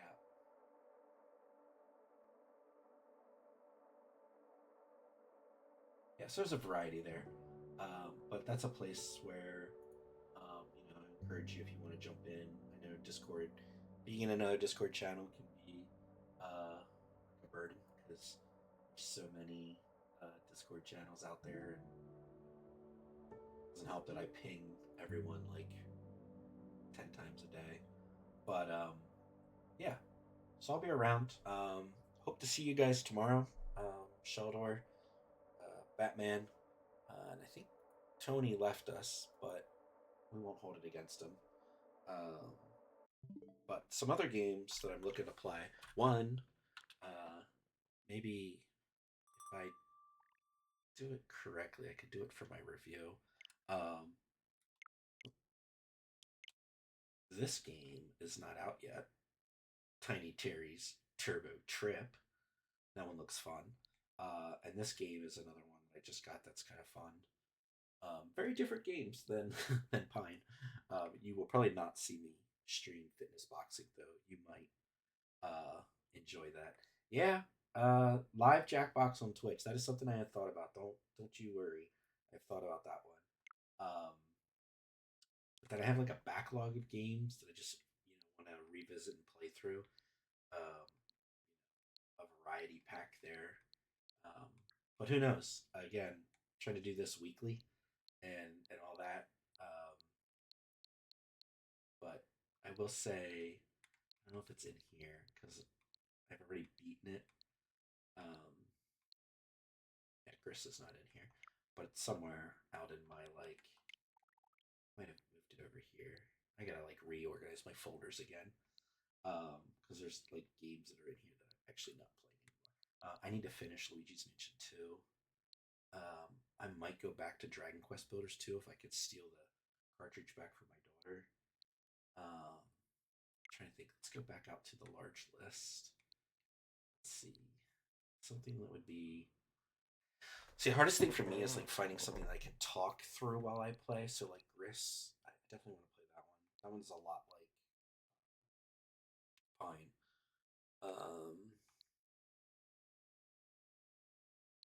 Little to the left is pretty chill. Drawful could be fun, except for the fact that some people draw bad things.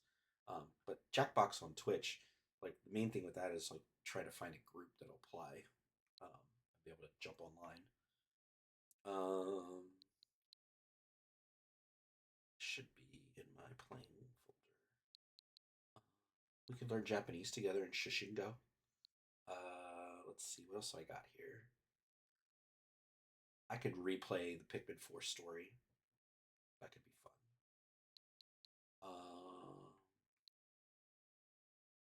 I started Killer Frequency. This one's interesting. You play as a guy running a radio show, trying to solve crimes. Um, it's really interesting. You could watch me drive at expeditions. Let's see what else I got here. That's just like standout fun. That might be fun to stream. The chaos of mini motorways is always fun. Um, Unless you guys have Overcooked or Overcooked 2, you can play online. Talk and mow the grass. Botany Manor would be good. There's a lot of puzzles in that one. That one might take a couple brains to work through. I don't know if anybody has Animal Crossing, but we could play Animal Crossing and visit each other's islands. That could be cool if you have Animal Crossing. I don't know. Batman, do you have Animal Crossing? Disney Speedstorm? Yeah, I downloaded that. I haven't played it. I actually got to re-download it. I think somebody deleted it off my Switch to make room for one of the other games. Um, Man, I should get back into Arcade Paradise. I actually start playing this in VR because I have it in VR too. I need to finish another Code Recollection. That might take some brains. So if we want to play a puzzle game that takes brains, um, this is what I want to play four player in person during club. Um, you'll see why when we play it in club. It's good. Uh, this is just the demo of Cult of Lamb. I never actually played the demo. I play SnowRunner, but I play that on my Xbox, which is um, yeah, I know what Disney Speedstorm is. I just haven't played it. I play SnowRunner, but I played on my Xbox primarily. Gabe actually jumped in to a round of a couple SnowRunners with me. That's fun. I have yet to beat Tears of the Kingdom because I just get sidetracked every time. So it might be fun to like jump into that and see what kind of fun creations I can come up with. Pikmin 1 and 2 didn't really age that well, but I got these because I was like, I haven't played them since, was it like GameCube days? I think. Or they had 64. I think they were GameCube. And I really wanted to get back into those. Uh, Toem is a cute game. That's a cute little indie game. Tinykin is like Pikmin. So that one could be fun to like show you guys if you haven't seen that game before. Play Tetris Effect Connect. That way, Jack makes fun of how bad I am at Tetris. SteamWorld Dig. I actually restarted this the other day during club. I asked if anybody plays Monster Hunter because I think it'd be fun to play Monster Hunter together. Be online. Knights and Bikes is kind of cool. It's like I don't know, like Goonies style puzzle adventure. It's got some really cool artwork, but I would have to like restart that. I'd probably have to restart Jenny Clue as well because I forget where I'm at in that game. I'm not good at Hollow Knight.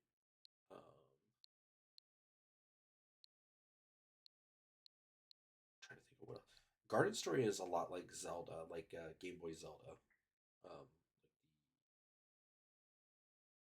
the Awakening,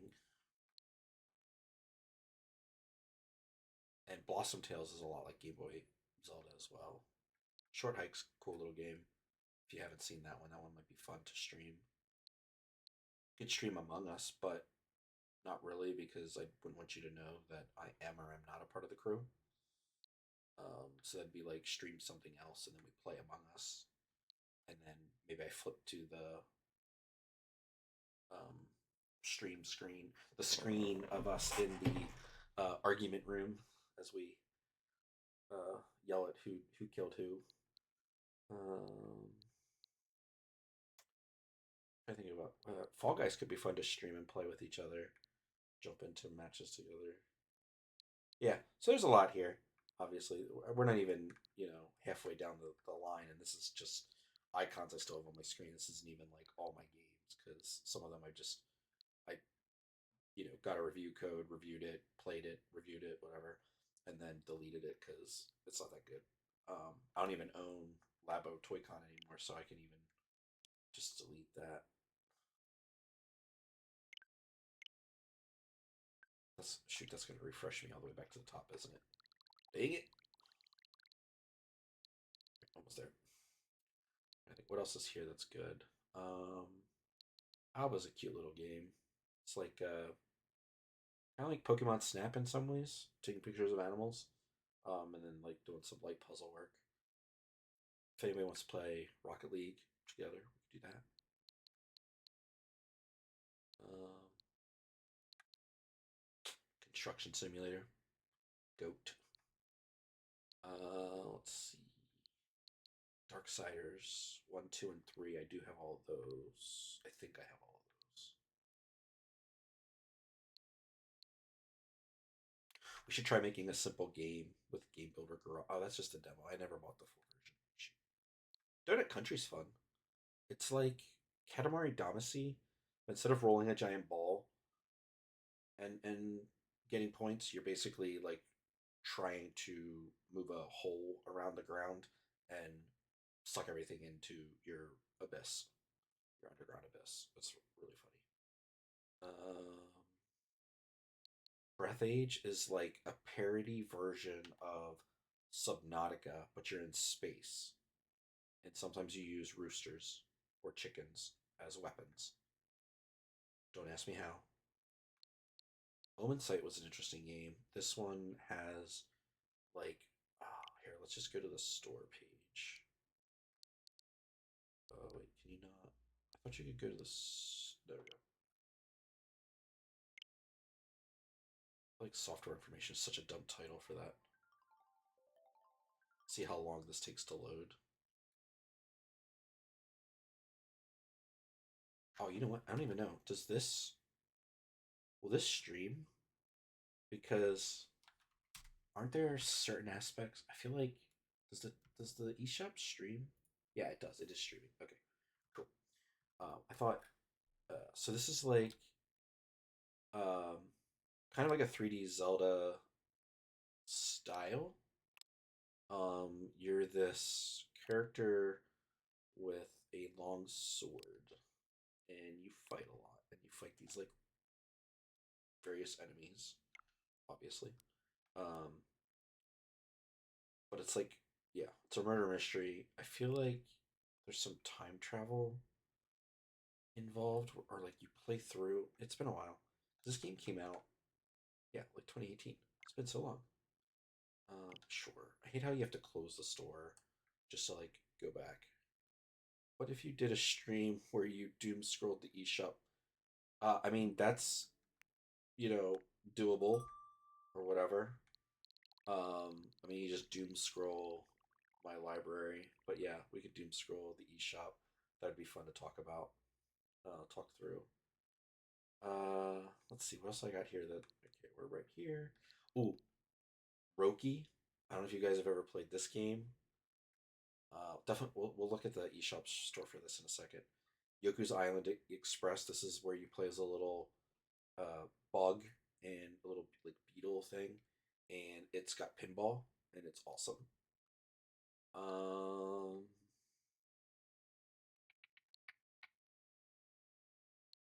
Golf Story's not bad. Um, Next Campfire was cool. That also has no voice acting. I think there might be words though, like narration, like pop-up boxes. But you play as this little dude trying to get back home. Yeah, I know that sounds like super vague, but it's a really cool game. Um,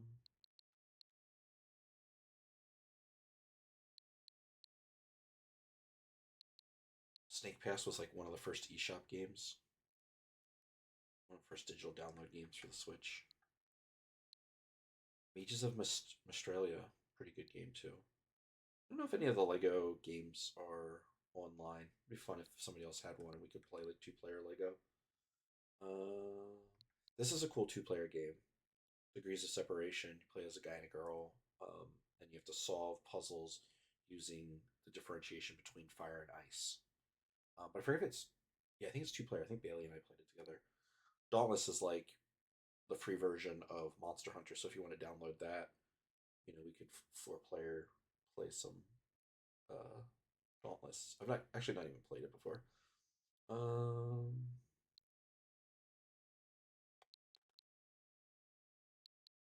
yeah, I actually have games on here that I bought that I've never like played. That's how crazy it is. Flipping Death is cool. Um, Basically, you died and you're trying to like fix the problems of the other ghost. Yeah, I know. Six-player Marvel Rivals. I would need to get on my PC for that. And that's the other thing too. Like I haven't even looked at like PC games that I have. And again, this is not even all my games because I could go on here. Oh wait, just go on here. I could go on here and show you my downloads area.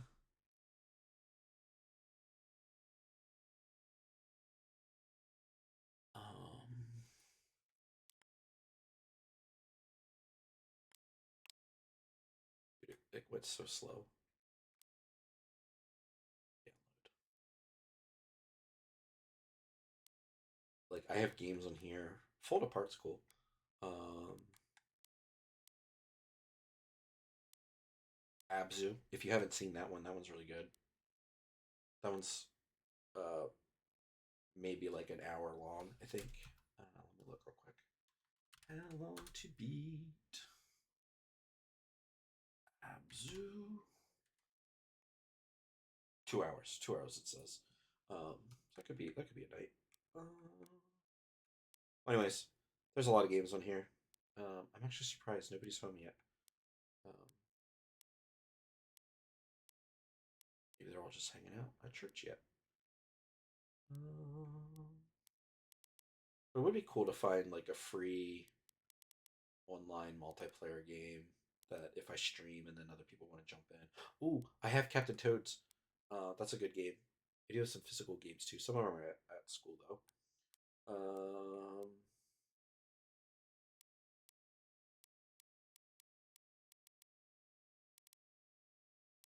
yeah.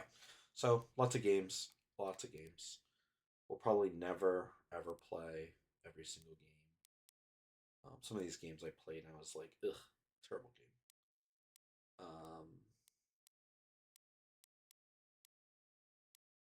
Yeah. All right. Sheldor, do you know if I'll see you tomorrow at club? Do you know, will you see us? Will we see you tomorrow? Yay! Batman, see you tomorrow.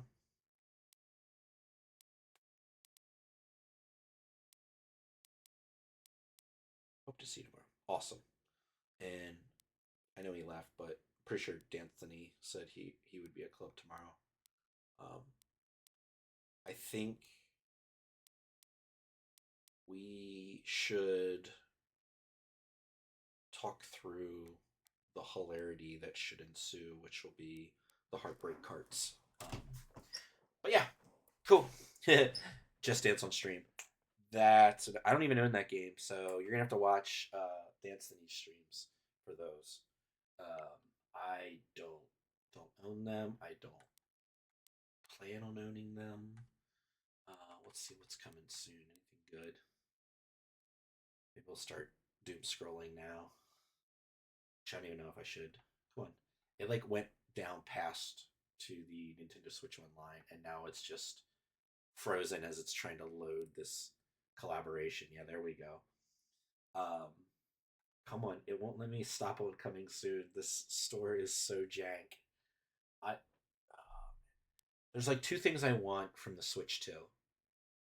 I want analog triggers so that when I play a driving game, I can like brake and accelerate properly. And I want the eShop to be fixed. I don't know if we need like 32 gigs of RAM. Zumba. Zumba. I don't know if we need like 32 gigs of RAM to make the store not run so slow. We need something. We need something, but I don't want to scroll too far on this because I'm afraid we're gonna hit the hentai, and I don't need that on this stream. Yeah, 24 player Mario Kart is gonna be awesome.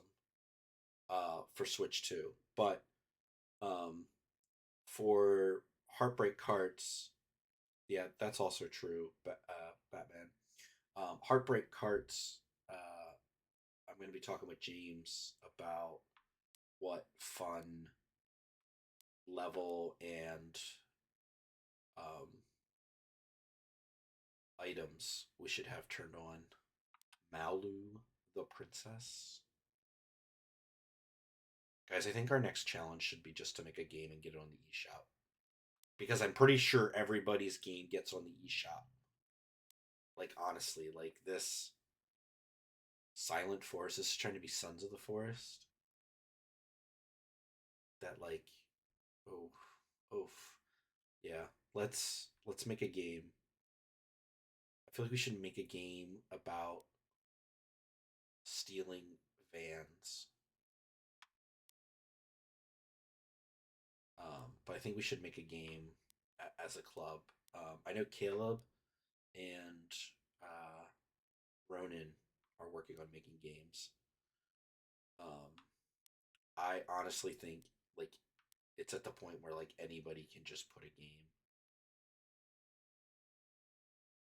I just installed this game off of Epic. I think this game was free on Epic. I'm dying. Can't believe Civ 7.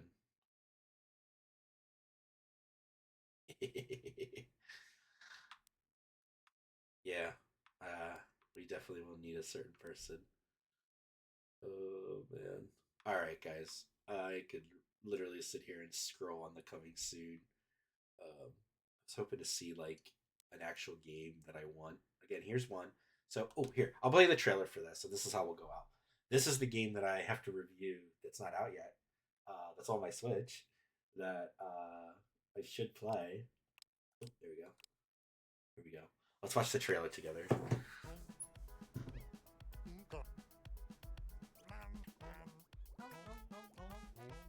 This game is like the opposite of Pine.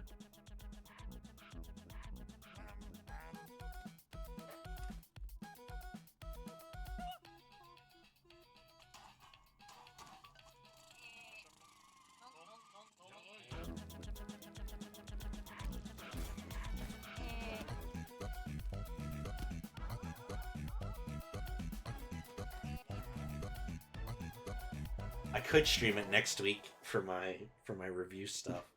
Oh wait, 13th. That's Heartbreak Carts. That's Thursday. I can't even stream it. I can't even stream it until the following week.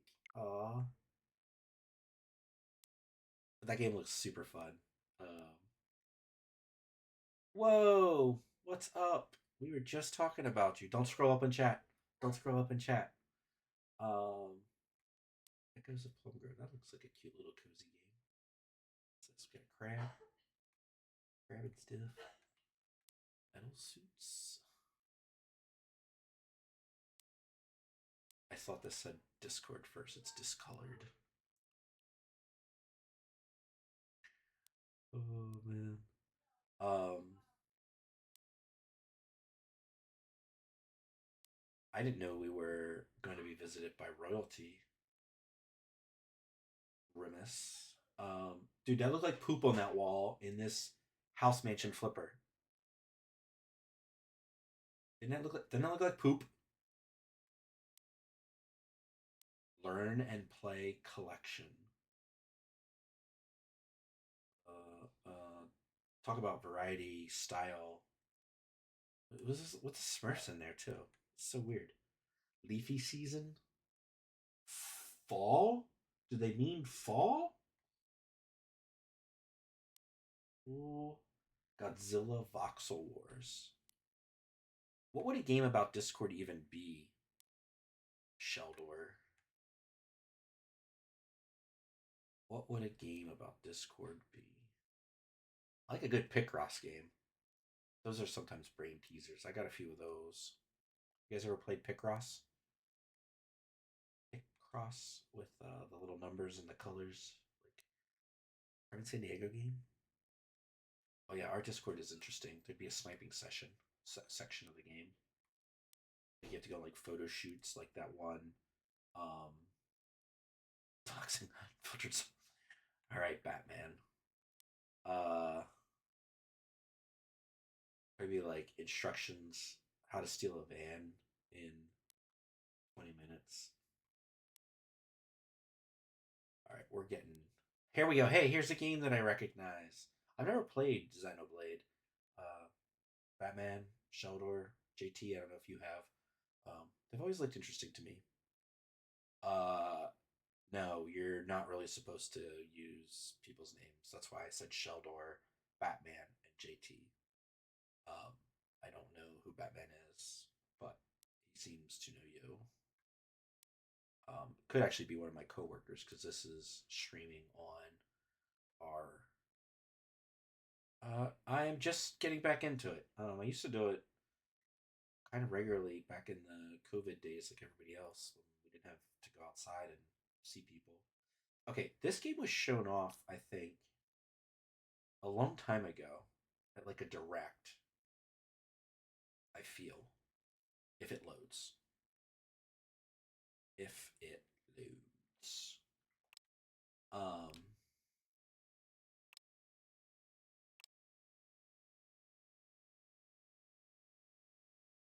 is that the sandworms from Dune? Okay, the visuals are kind of all over the place. The heck? Why is that like a jungle gym from like the 90s? I don't know. This game looks interesting. Star Overdrive. I'm pretty sure I remember seeing that in like a direct. Also, I skipped over it, but Care Bears unlock the magic. Oof. Oof. Dude, we can definitely make a game better than what's out here. Uh, I mean, I started streaming 2.5 hours ago, and I played through a game called Pine, a story of loss, and I shared a few different. So in the game, goes through this like woodworker, woodsman, lumberjack, uh, grieving the loss of his wife, and so I played that for 2 hours, and let's just all take some all in right now as we look at these screens for Metroid Prime 4 Beyond. I'm not gonna watch that. Man, this game's gonna look so good, especially if these are Switch One screens. Like, imagine. So, anyways, JT, I I don't have my camera hooked up. That's why there's no face right now. Because I took one of my cameras um, to school, and so yeah, Batman. 8 years later, took one of my cameras to school, and so my other camera is currently plugged into my one laptop, and I don't really feel like working on figuring out the cord system to get it down below to my PC. Plus, you've seen me today. Not much has changed.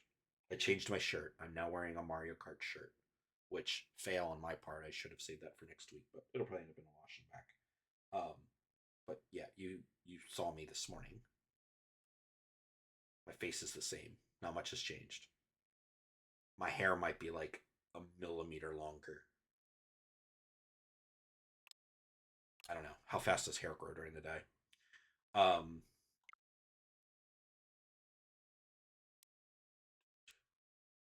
Dunk Dunk. This is like a multiplayer game. I am using a Elgato HD60 that is plugged in. So it's HDMI from the Switch dock to the Elgato HD60, and then the USB cord is plugged into my computer, and the other HDMI cord is plugged into my TV, so I can actually watch it on my TV, which is behind me, or well, off to the side of me, because the way my room is set up, my right now my computer desk, I'm looking at it, and I actually just played that game looking at my computer, and then the TV is actually on right now behind me, over my shoulder to the right. Um, what was I saying about? Anyways, I I don't think that's how it works, Sheldor. This game also looks fun. Oh, we can't show that it has mild tobacco references. I feel like this fighting uh, series of games looks really cool. I hope it's between next Tuesday and Saturday. That is a heck of a window. I hope it's not uh, forked. Um, so one of the things right before you jumped in, we talked about what games we could really stream together, and so one thing we should do is search for. Should just go on the Nintendo website. Search for free games that are um, like multiplayer.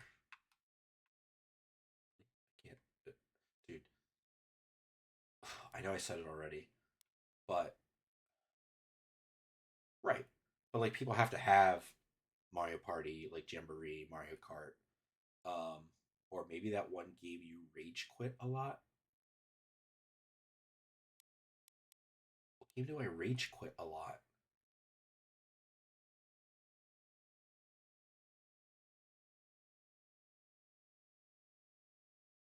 I don't know what you're talking about. Um,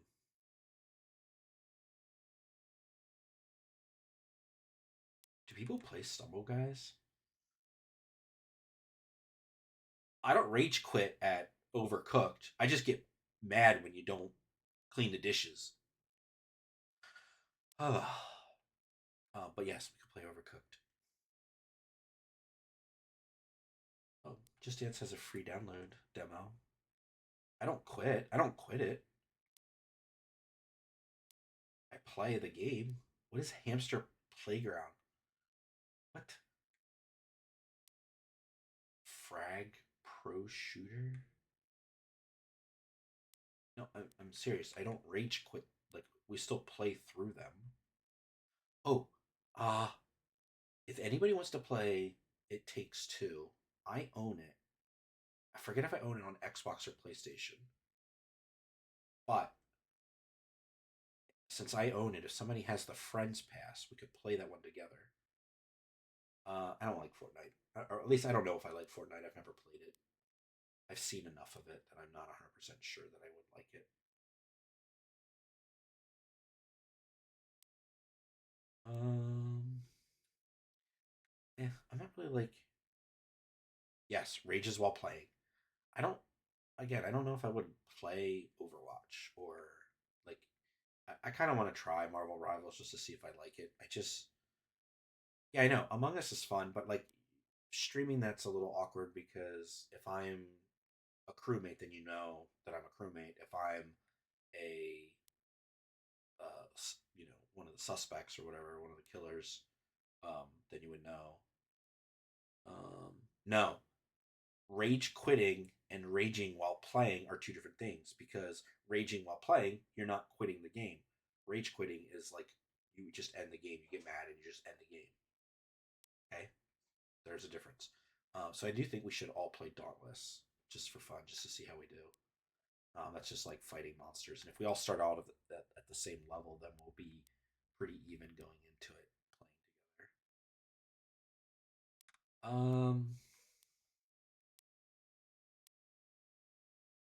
But yeah, I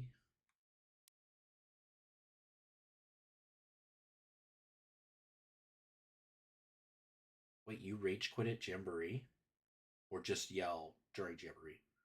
I'm so confused. I don't remember that. Did you quit and walk away? It's Arena of Valor. Oh, it's like an MMO. Guns at Dawn. These are free. This is a free game. Okay, we're at least gonna charge like $4.99 for our game. Ugh, I hate when they gang gang up on you in Mario Party. What is Emergency HQ? I'm just looking at these little like thumbnails and seeing. Uh, well, anyways, we should all look to see what we could potentially stream with each other. But I also don't mind just playing games and you guys popping in and chatting, or I just ramble. It's all good. Pinball M. Ugh, I like a good pinball game. I will tell you, pinball games on the Switch seem easier to play when you're holding the Switch in your hand. Um, yeah, Fall Guys could be fun. It's easy, low overhead in terms of getting into. I was gonna look back here.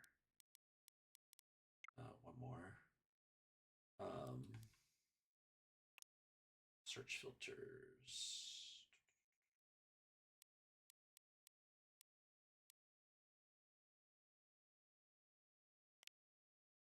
Is that really the only way you can choose online? Is by supports online play with Nintendo Switch Online? Oh, that's so lame. Right, but see, I feel like using a controller, there's lag and the inputs can sometimes not be as great in terms of like hitting the ball at the right time. You know what I mean? I feel like when I hold my Switch in my hand, I'm actually better at my pinball games than if I try to play them on the TV or on a monitor. I'll be honest with you, I have never played Stardew Valley. I want to. I'm also afraid of like putting hundreds of hours into it. Um, I have Mortal Kombat. I'm just looking to see like what other games. I'm not really good at Mortal Kombat.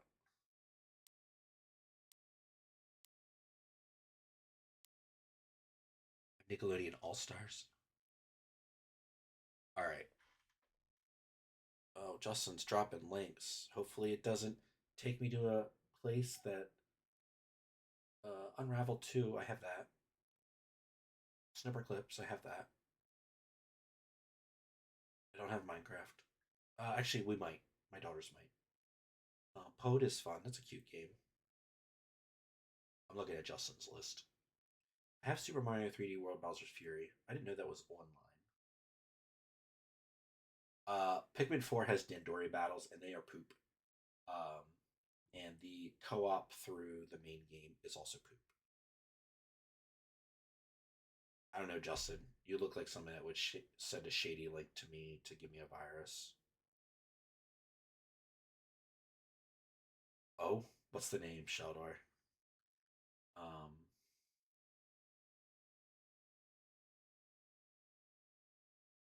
Super Mario Brothers Wonder. That's good. I forget if I have Don't Starve Together. I feel like I have a Don't Starve game somewhere. Again, It Takes Two. Superb. I will find out what system I have it on.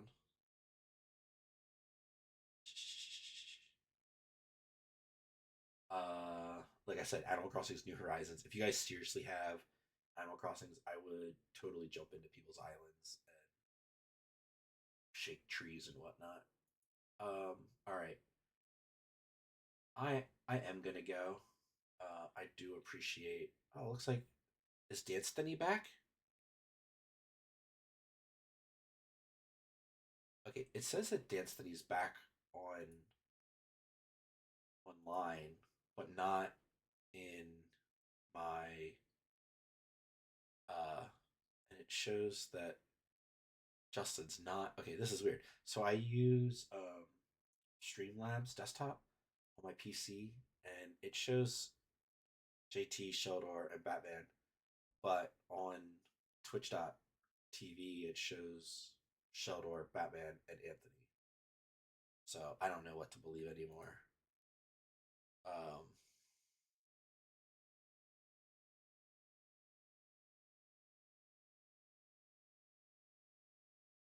Free games. Free games are always good. But like, see, I'm not. I don't want to play like shooters and stuff.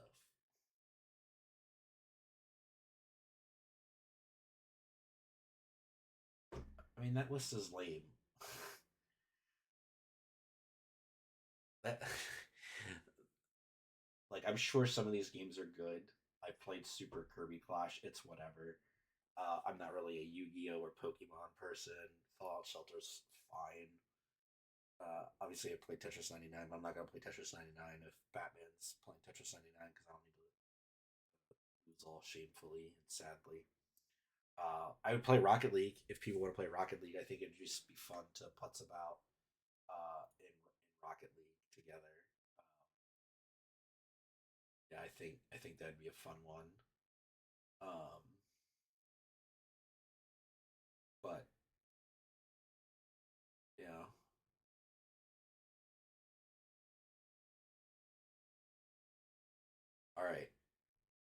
Kirby Star Allies or Forgotten Land. Forgotten Land's just two player, isn't it?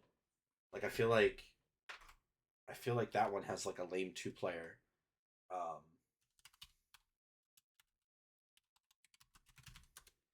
and and you play as like Waddle Dee, right? I'm pretty sure you just play as Waddle Dee as the second player, and it's lame. Yeah. That actually might not have online. It says single system. Yeah, I don't think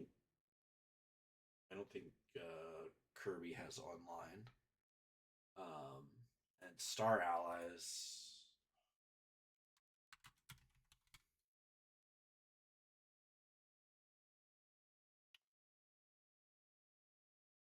I mean, we've played Star Allies at club. I'm pretty sure like Evan and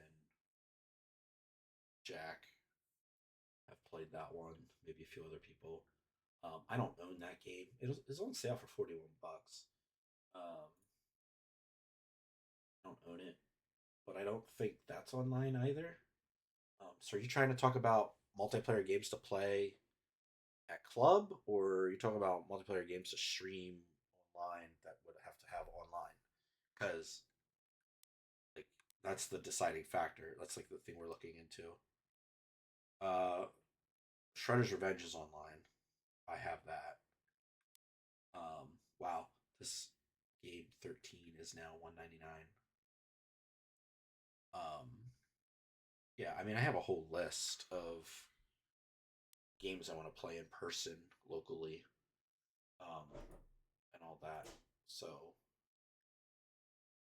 um,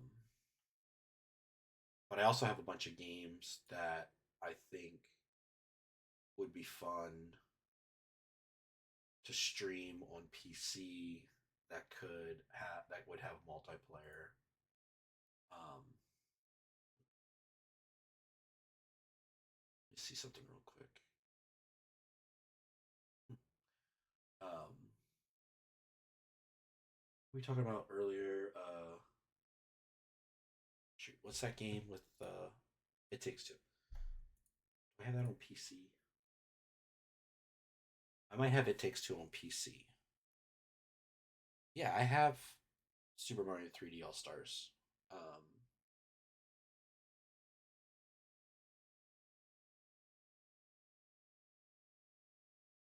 Just um,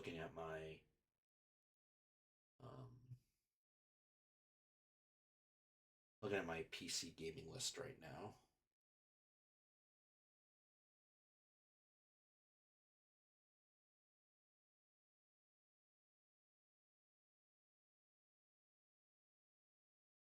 There's some VR games I should stream, but I need to figure out how to have um, my Twitch chat show up. I think I have to do like a little hacky thing in Quest to have that show up so I can see what you guys write while I'm playing. But then you would see a 2D representation of my Quest screen. I bought Super Mario 3D All Stars when it came out. Um, so I have like a physical version um, from before the price went crazy.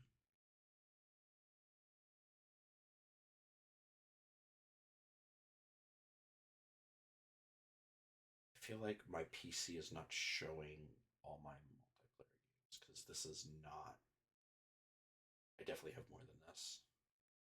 All right. Well, I know I said this like six times, um, but I do need to finish up. So appreciate you all for checking out the stream. If you haven't already, I believe I dropped a link for it in our media channel. You join the Imaginarium in. There's other people from the place that I work that will be um, streaming there, and um, from time to time, that's where I'll be streaming. Uh, I don't really know what raiding means. I mean, I do know what it means, but it's like I don't know who to raid. I'm gonna go and see if there's anyone currently in, and I don't have a screen set up to like stream my PC screen right now. Um, so I don't really know who I would raid. Um, JT and all that, but let's look and see in the Discord for Imaginarium if there's anybody currently online. There's not. I don't think they're still on. Let me see. Um, so here we go. Let's see. So probably need to go into streamer mode. Oop. Because I don't think I can raid from. Oh, nice. Opening at noon. What do you guys got going on midday? Should I just like show up and play some video games in person? Walk over? I saw on my phone it said we might get more. Okay, so I thought when I looked,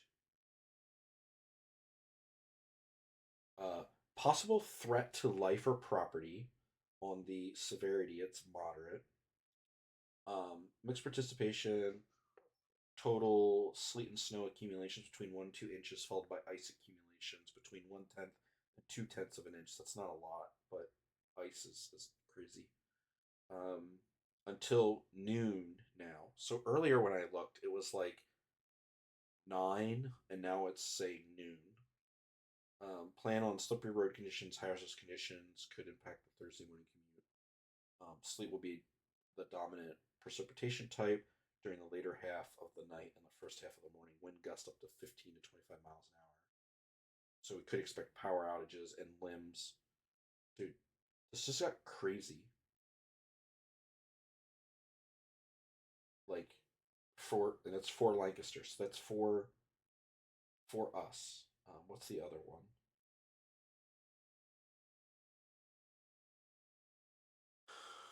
Okay. Okay. So now we might get. Is the precipitation, not participation?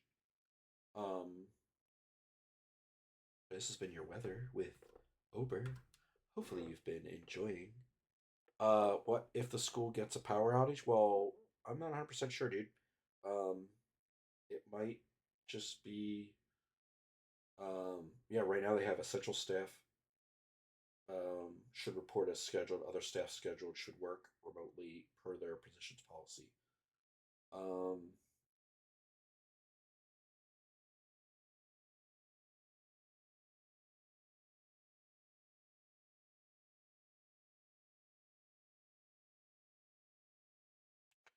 so I got the text too. Um, earlier the snow and sleet and stuff. I mean, there's probably like emergency backups, but yeah, you can't run them for that long. Um, yeah, so it's showing on my phone 2 a.m. for the snow till like 5, and then 5 to noon now has sleet. But it's gonna be warm, so that might just turn into rain. Yeah, you can sleep in after all. Next week is gonna be crazy though. There's snow in the forecast Thursday, Saturday, Sunday, Tuesday, and Wednesday, and Thursday. Like next week is probably going to be a heck of a weather week. Um, and the storm that's coming up is like all over West Virginia and Kentucky right now, and it's going to be like hitting us. Um, but I guess depending on how things go, maybe I just show up early. I don't know. I could always just walk. Okay. Well, as much fun as studying late is, I guarantee that a good night's sleep will actually help you better. So like, not to like dad moment you all, but like get sleep and then wake up and study because you will go to sleep and not do great because all that stuff will eke out of your brain while you're sleeping. Well, I get that, but if classes are delayed tomorrow, I mean, I would use your time wisely to study. But all right, I speaking of getting good night's sleep. Good night. I'll see you guys hopefully tomorrow. All right. Talk to you later. Bye.